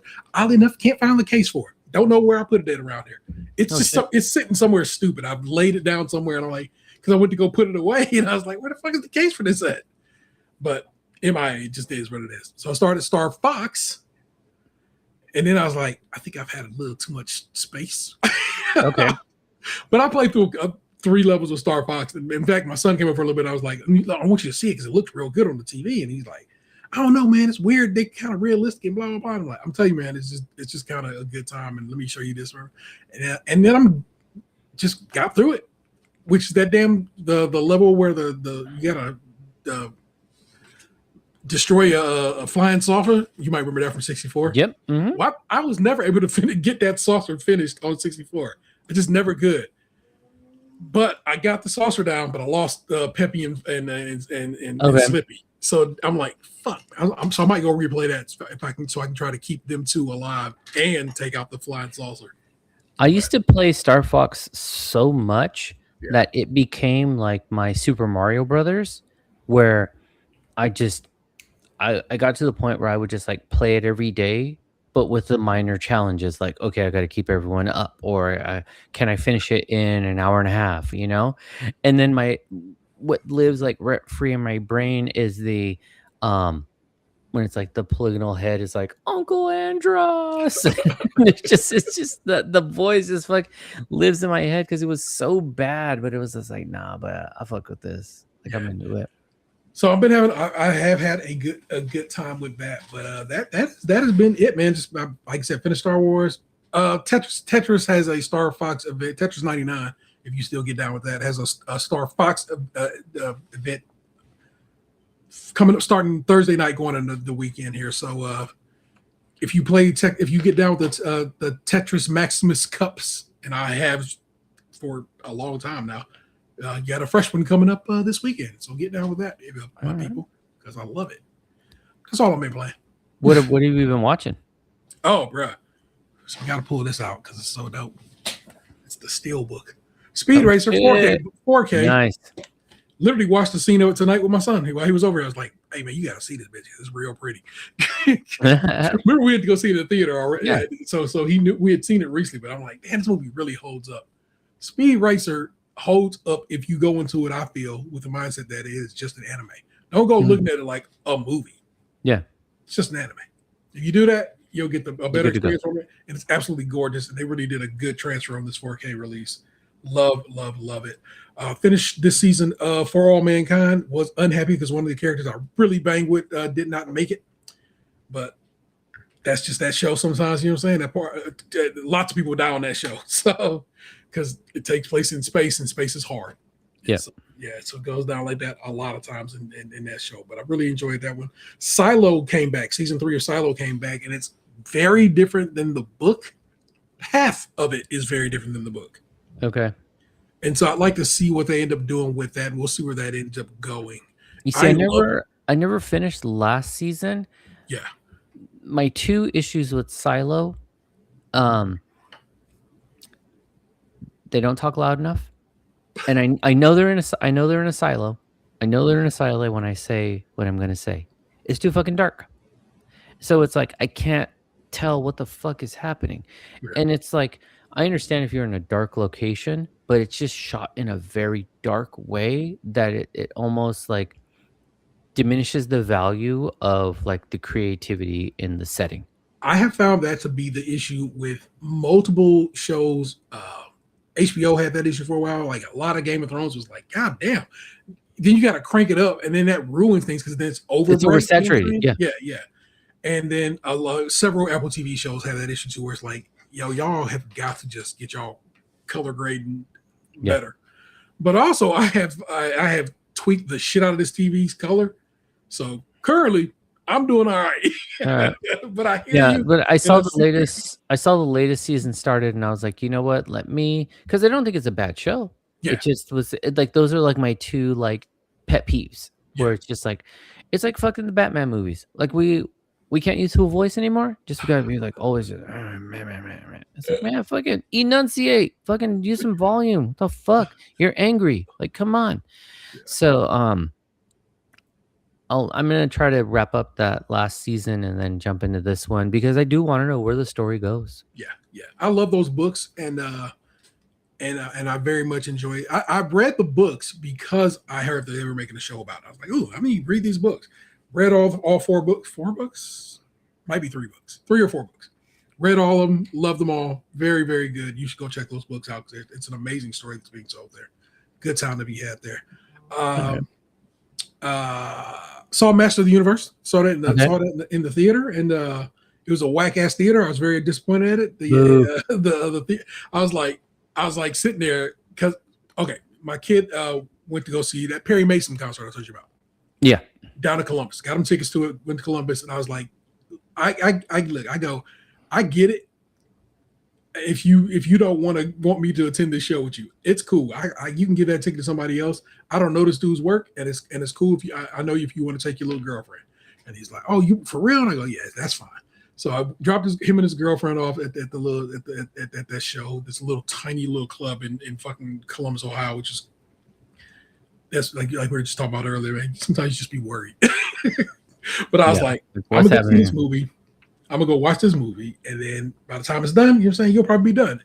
And as it turns out, by the time I was done, parked and waiting for them by the time they show was done. And I felt good about that. That means they got their money's worth and got this, really my money's worth, and got to experience a good concert. They really loved it, and I gave them my card and was like, look, I know you got some money. You don't say you're intended to buy something. If you see something that you really want, you don't got the bread for it, you got my card. Just buy it. It's on me. Okay. And so, while I'm in town there, I go to a foreign theater. It's not my theater. You know what I'm saying? Yeah. I'm in there and I'm texting Vanessa. I'm like, my screen at the house better than this screen. This book. Yeah. They're like, these seats aren't right. They were not. So basically, the theater I went to was a closed down AMC theater. They just reopened. Mm-hmm. The theater I go to at home used to be a Regal theater that they closed down. The difference is my theater here, complete redo, retrofit, new screens, Dolby Atmos, heated recliners, started from basically had the structure in the rooms, but everything else is new. This place still had dust bunnies. They're like, this place. They just opened the doors. I'm not joking, bro. Just open doors. That's basically what it is. They went back in that bitch and turned the lights on. Like, let's go. And I'm like, yuck. This whole experience is whack. And so it was not a good viewing experience for Master of the Universe, but Master of the Universe was a hell of a good time.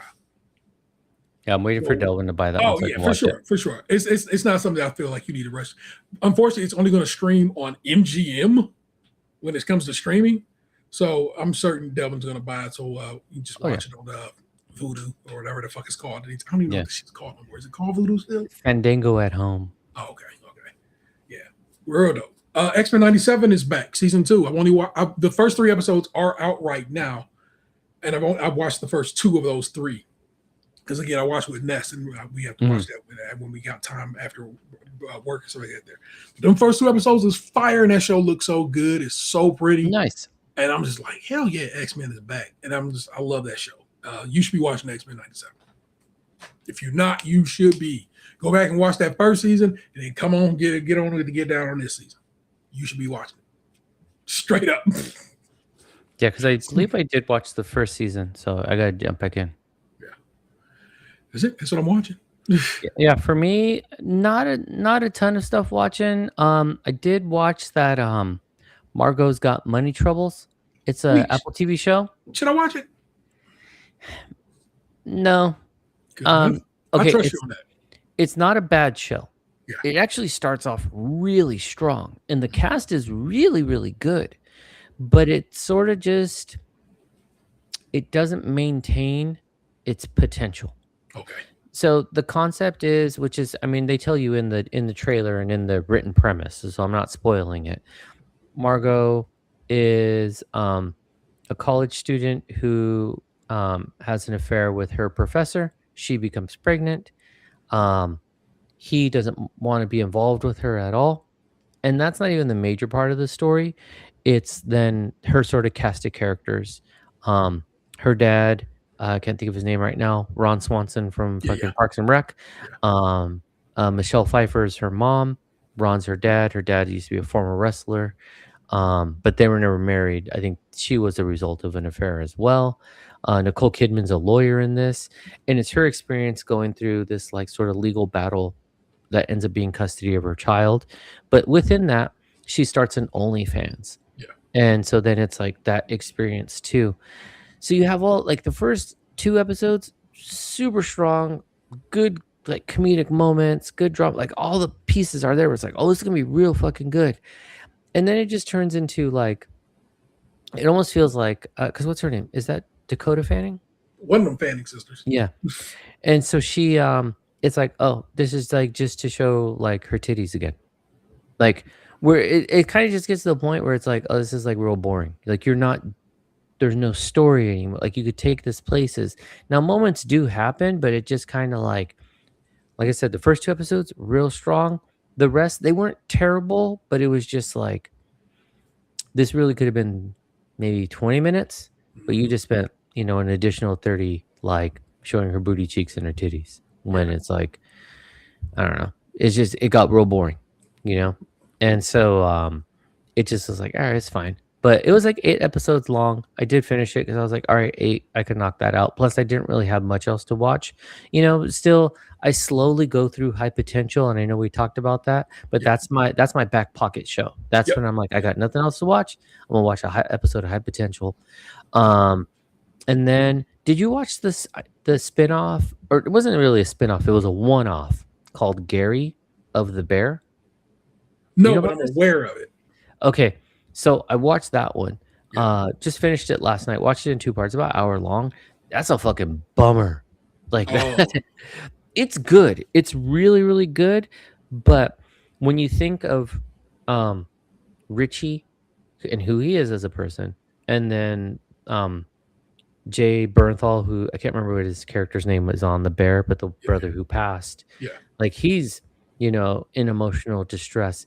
So the story in Gary is that they go from Chicago to Gary, Indiana to drop off a package, and it's their sort of adventure throughout that day.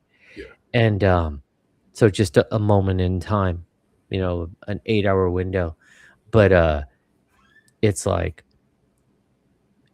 it's you see 2 people living in distress, and it's like that makes it a bit uncomfortable. There isn't that high point where you're just like, because the bear is stressful, but then it's like, but there was success or there was this thing, and there's a release valve in that one. Yes, this is just like, wow, this fucking sucks. Yeah. Oh, and it's gonna suck more. Fuck, just like it just kept going, and then the way it ends too is like, damn. Okay, so it still got worse. Just like it's hard. I recommend watching it. Like if especially if you're invested in the bear, then it's like fucking watch it. But so You know, just I never finish that. watched season 3 because we never finished our damn show. Yeah, probably should. We'll probably do that. We'll get back to that sometime. And then I saw Toy Story 5. What you think? I liked it a lot. I don't feel like it was the strongest Toy Story, but I feel like Toy Story is a movie that grows with you. So like we've grown with these characters over time. Yeah. They introduce new characters, and there are moments like, I mean, kind of one of the situations we're having at home has to do with like the overusage of devices, just modern technology. And it's like, as parents, we're like, okay, I can only blame you so much because I did give you the fucking iPad. Like, it's not, I can't 100% lay blame over there when it's like, yeah, but I'm the one who fucking bought it. I'm the one who fucking gave it to you, But, seeing that aspect, it's like, yeah, that is modern times, And then just the way the characters all interact with each other, it's like I said, it's not the strongest, but it's not the worst one. It's not one where I'm just like, fuck, this is terrible. But you also see like, Toy Story is a flagship. So the technology is fucking amazing. The animation is out of this world, where it's just like, you go back and look at Toy Story 1, you'd be like, ugh, did I draw this? This is fucking terrible. Looking like Reboot. Remember that show? Yes, exactly, man. Just fucking, whoa, this is not good. And then it's like Toy Story for me ended with Toy Story 3. Okay. And that's a solid ending for that series. Okay, is 3 the one where they were all gonna go into the incinerator? Mm-hmm. Okay, I agree. That would be a good place to end it. I would think, and if you end it there, watch 4 and 5, but think of 4 and 5 as spin-offs. Fair. Because they're less about Woody and Buzz in a sense. Now you're kind of dipping into like, whereas this movie is more Jesse centric. Okay. Buzz really takes a step back. Woody's in it, but he's not the primary like motivating force in it. Just like in 4, it's a little more ensemble-y, So if you look at those as like spin-offs, much more enjoyable. But Okay. 4 and 5, 4 was really good. 5 is good. Especially you got to experience it. Watch 4 because Forky is fucking hilarious, man. You're missing out on some comedy if you ain't watching Forky. That's all I gotta say. Fair. Forky's the homie. I mean, Forky's got some one-liners in 5 that I'm just like, God damn this motherfucker, man. So there's that. Also, we had to watch it because he only has maybe like 3 lines in the movie, but Bad Bunny is also a slice of pizza in this, so we had to watch it. But it's one of those things. It's just it's a like I said, it's a movie that we've grown with. Like when I thought about it, I was like, fuck. This movie came out, and I think I was just like a year or 2 out of high school. Yeah. So it's like, I'm roughly Gavin's age, saw it with friends. And we were just like, wow, this is crazy. Like this type of animation, because we used to just, cells. And so just seeing something different was like so cool. And then to think about where it's come from and where it is and the story it tells, it's like, fuck, man. It was good. It was enjoyable. Fair. Definitely, I'd say Disney Plus watch, which let me see. Like, my wife and I were talking about this show the other day that we were like, damn, I wish they would have come out with another season. And you had put me onto it, and that was that one. I think it was a Pixar one. It might just be Disney Animation, where they were it was on Disney Plus, where they were part of the like fucking T-ball team or the softball team. Mm-hmm. Do you remember that one? Think of that. No. Fuck. It was super, super heartfelt. Damn, what is it called? Let me see. Disney softball animated show. Win or Lose.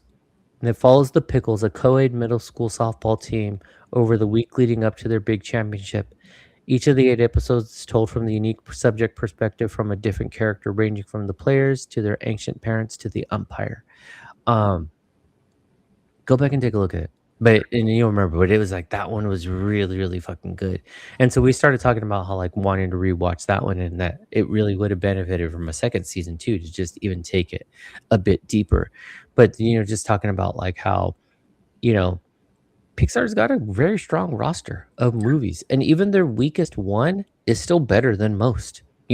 Like when you really kind of break it down, it's like, yeah, some of the like what is it? Is it Illumination? DreamWorks that does like the Minions ones? It's like, now not all of them are good. No, some of them I'll watch them. I'm like, "Ugh, this is a waste of my time, But Pixar, they be doing their thing. So that's kind of where we are watching those. What have you been listening to? Oh, I have to pull them off the shelf over here. I was prepared.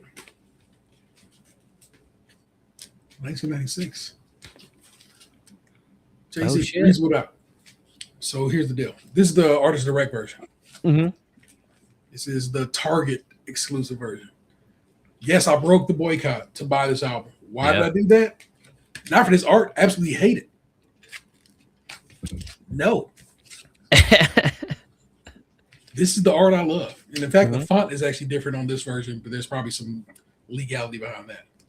The reason I copped that version was for the vinyl that is contained now in this version. Nice. Of course, I swapped the vinyl. I like it. And that's because it comes on this gorgeous Coke white vinyl. And so I had to have it on white vinyl. Man. And the only way to get the white vinyl was to get the Target colorway. Yeah. I did not go inside of a Target to buy that. I did buy that online. So I hope that I still get a little bit of credit in these streets. But you like Legoed it together. You're like, I'll put this piece with this piece to make a complete set. Exactly, because whatever, that other one, the only reason it's out is so I could explain this to you and it'll go on the shelf and never come out again. Yeah. But absolutely love it. So Reasonable Doubt came out in 1996. It also came out right around the time Nas' second album, It Was Written, came out. I bought them both the same day.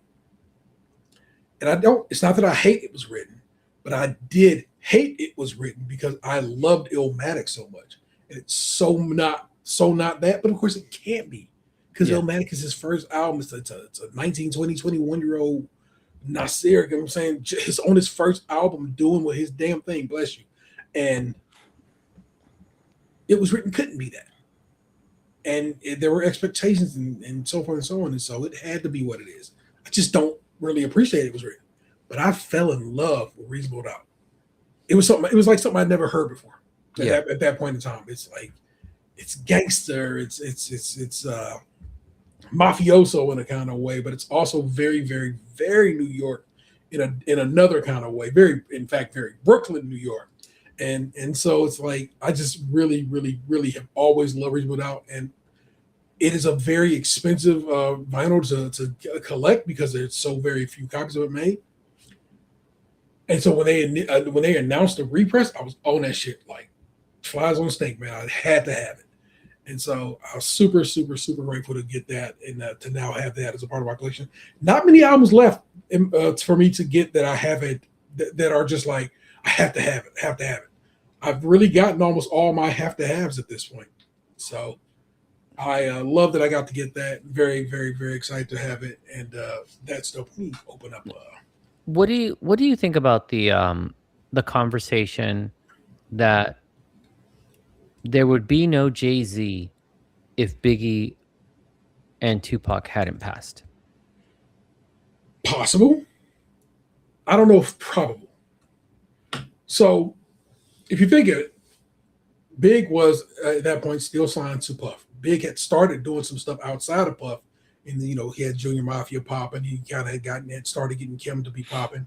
So that was, of course, going to be separate from Bad Boy. So the beginnings of Big probably trying to get out of and away from Puff had began, but that don't mean it would have happened. Who knows how Big's life would have gone otherwise? You know what I'm saying?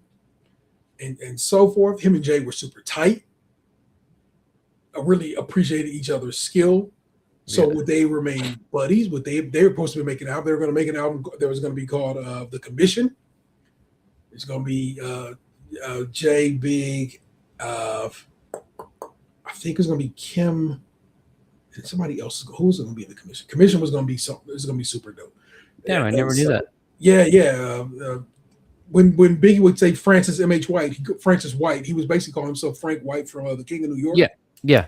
And then Jay-Z was Iceberg Slim was his little you know how we back in the day, Yeah. basically their Gambino names. Yeah, yeah. And so they were like said the commission was going to be so dope, and it's like if that could have been a thing and that could have happened with who knows, you know what I'm saying? And but here we are. I don't have to worry about what would happen because guess what? It didn't. And so Jay-Z is the king of New York, and you'll never tell me different. Yeah. Because like when I hear the argument, it's like, okay, could be possible. You know, maybe if Biggie was in the studio or Tupac was in the studio and still alive, then maybe we wouldn't have Hard Knock Life. Let me just say, for example, you know, maybe one of them would have owned that track or that beat, and then Jay would have never popped on. We maybe wouldn't have had Big Pimpin'. Or we still would have. And if we did still have those, then I think he still would be where he would be. Yeah. Because the way the hip hop landscape has always moved is that it's never it's nice now that we are finally seeing the legends still performing, still having the respect. But in that time, nah, you had like 3 years. Maybe 3 fucking years, and then it was gonna be a wrap. You were gonna be out, or you're gonna be making movies. Will Smith in it. You know, you're pivoting to something else. And so just like, I don't know, whenever I hear that, it's like, no, there would never be no Jay-Z if Biggie hadn't passed, if Tupac hadn't passed. And it's like, I could see it more if Biggie hadn't passed, because I do feel like their beat selection would have been really, really similar in a way. I don't see Tupac running in the same field. Yeah. Just different sound, different landscape. I think different things. Biggie probably still more of a stronger contender to really, you know, like I said, maybe he's alive and now this producer's not available because he's in the studio. Okay. But I still think his catalog that we know of today is still strong enough that, like, what if we only got half of the tracks? Yeah. Still fucking hot tracks, man. Like my favorite Jay-Z is, and I know I'm gonna fuck up the title because I always say it backwards, but is the 22 Twos. Yeah. That's just crazy. Yeah. That song is out of this world. It doesn't get talked about enough. Yeah. But like, that's a skill set. Like his writing style is out of this world, and it still bangs. So it's not even something that's just like, oh, he's fucking, you know, hitting the lyrical miracle fucking calculator math and shit. Nah, he's flowing. It's nice. Yeah. But you can still dip into like the technical aspect too of like, damn, he hit you with 22 twos on the side of your head. Crazy. Can I Live? No, Coming of Age. Coming of Age is probably one of my favorite songs ever. And Jay wrote both verses, so he wrote Memphis' verse as well. But it's like this conversation they're having back and forth. A G, I ride with you for free. I want the long-term riches and bitches. No, listen to me. You let these other niggas get the fame. Skip the fame. 10 G or 100, whatever, 1,000 or 10 G keeps your shit the same. On the low, yeah. You let your shit bubble quietly, and then you blow now. Keep your cool. It's just a conversation between this young dope dealer and this older dope dealer. Yeah. Who's like, I'm gonna put you on, but I need you to stay on. The reason I'm able to be an old dope dealer is because I've done these things. Yeah. Don't do what they were doing. And it's just such a, man, I love that song. Yeah. And that goes right up with the recent freestyle. Yeah. You know, what do you think about Drake? What do you think about Drake? And he's like, it ain't for me. It ain't for me. Like I don't. What the fuck you want me to do? But it goes back into the lyrics you just said, like, just chill. Yeah. I'll say when I need to say. And if I don't need to say, I don't need to say. But then when he said something, everyone was like, that's right. The fact That's why you do what you do. It's you got different. this whole damn documentary coming out in the fall. It's an 8-part documentary on HBO. Everybody's like, "Well, this means music is coming." Mm. But then Beyonce dropped a little track the other day, and I'm like, "Ooh, you gonna give me both of these motherfuckers?" Oh, hell yeah! So I'm Gonna get a little Meet the Carters tour. oh my god, no one can afford that. That's Disgusting. that's where we hope Jessica gets free tickets again. That's the only way we see Beyonce is it's like, oh, because she works on the project. Other than that, For you real. never see Beyonce. What you been spending, man? For You got the me, equipment back in the house. You know what I'm saying? You got the Marantz back. Right? man, I'm bummed. Oh I'm no. real fucking bummed. Okay, so it was working well for a while. I need to find time to take it back to the shop. It was beautiful, humming. I had it rocking for like maybe 4 plays, like over a couple days, and then it started doing the issues again. Just all of a sudden, like the sound quality's dipping out. It's scratchy again. So I'm fucking bummed. But I did at least get to play each of my unplayed albums once. So, Fair. and it died like on the last one, and I was like, bitch. So that kind of really sucks. But I think last episode or the time before, I talked about just listening to a lot of this band called Boy Harsher. It's like a duo. And they just came out with a song, just this one-off song called Jeans. It is so fucking good. It's definitely not a dark wave or goth song. It's much more of like your it actually feels like it's right out of Scarface. Like in Scarface, there's a point where there's like a Blondie song playing, and it's Okay. just it's got that like 70s sort of disco-y vibe, but it's not hard disco, it's the synth layers. It's a fun fucking song. Um and so that I've been playing that song a fucking ton because it's just got good energy. It just feels good. And then this other one, this is where it's like it's two fucking spin-offs that don't make any sense. Um, so there's this other artist called Cold Cave. And Cold Cave does make a little bit more of like your darker dark wave sound. Sometimes can get real abstract with like the music as well. But I think it's off of his second album. There's this song called Icons of Summer. And it's one of those I've heard it. You ever have this happen? Like you hear a song a ton of times. You're like, this song ain't shit to me. And then all of a sudden one day you're like, that song's amazing. Dude, that Why? was the damn Kendrick Future joint. When everybody was on that shit immediately, I was like, I don't know. And Yeah. then it came around. So Yeah, and then you're like, fuck. So Icons of Summer sounds very much like okay, when you think of the disco sound, the hard beat, the hard synth, there's a producer called Giorgio Moroder, and he's known for that sound. Like look him up. You think Blondie, you think Donna Summer, you think like that Studio 54 disco sound, that's Giorgio Moroder. okay. And so the Icons of Summer like starts with that just real fucking good beat, good sound, and I was just like, oh shit, this song is crazy.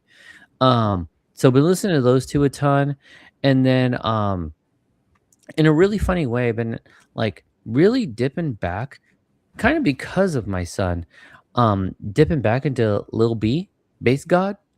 Now, I never really gave Lil B the credit he deserved. And this is sort of like a Chief Keef type thing too, where I knew Lil B was big. I never really got into Lil B in a heavy way. There's Lil B songs I love. Like I'm like, fuck, that song goes off. But my son would always tell me, no, like Lil B is the influence to modern music, like modern rap. And I'd be like, bullshit. And he's like, no. He's all, that's Lil B's flow. That's Lil B's beat. That's Lil B's rhyme. Like he'll pinch it. So I've been listening to a lot more Lil B, and I'm like, fuck, this kid's right. Like, if there were so the reverse of our earlier conversation, if there was no Lil B, there would be no modern rap in how it is right now. Just in the way, like the bones and things, the rhyme schemes, the style, the fashion, Lil B did it first. So, we've been talking about that, and I'm like, man, it's one of those things too, where like I've gone to festivals, there's been opportunities to go to Lil B shows, and I'm just like, I like him, but I don't like him that much. So I'll miss his set or I didn't go to the show. Now that I've been super into Lil B don't do shows anymore. And I'm like, fucking shit. Now I'm listening and now I hear it. And now I'm like, oh, that beat over there is Lil B's beat from this. And Gavin's like, I told you. And I'm like, fuck. So he recently did a collab with Supreme. And it was kind of random. It's like, why the fuck is Lil B doing a collab? So kind of out of nowhere. And then I think it was the night we went to YG, or it might have been the next day. He did a secret show at the Viper Room. And so I saw the TikToks later and I was like, are you fucking kidding me? All I'm asking for is a Lil B show. And I was right. I was across the fucking street and I didn't know Lil B was doing his show. Fucking goddamn it, man. I was so mad. So I'm crossing my fingers. Lil B makes a comeback, starts doing some more shows again. His catalog's fucking deep. He's got great songs. If you want a good Lil B song that I've been spinning a ton, it's I'm God. Man, it's just so smooth. Listen to that one. That one's really, really good. I'm God by Lil B is a fucking classic. So those are kind of like my big threes lately. It's summertime, so usually music's real slow right now. So which then just gives the opportunity to kind of dip back into like old shit. Like I've been listening to a lot of like yeahs, Santi Gold, so kind of getting back into my my indie sleaze, like fucking The Strokes and stuff like that. But just kind of that's kind of where I've been going lately. Also, just letting like once I punch in a couple songs, then I let like the genius portion of my album music just start to like toss shit my way. Start doing his own little directing. Yeah, exactly. But so Berana, who you may or may or not know, he announced he's releasing on vinyl for the first time his EP, and I was like, I immediately went and paid for it. So I'm actually supposed to ship this week, and I hope it does. If you don't know Berana, go check out his first EP, which I think is just called Berana, and his first album, which is called Han HAN, and it's some real dope. I don't want to call it neo soul because that's not what it is, but some real poppy soul music, man. It's good shit to be having, man. I love it. Nice. Plus, I was super pumped. Like I said, when he put that bitch on vinyl, I was like, oh, yeah, all day. Today, picking this up right now. But so I think that could have kind of puts a pin in the evening for us. And then I'm glad we got to catch up. Hopefully everything's going good with Delvin. So hopefully we'll have him on the next one. But just want to say thank you to everybody for listening, and we'll catch up with you soon. We out of here. Peace. Peace.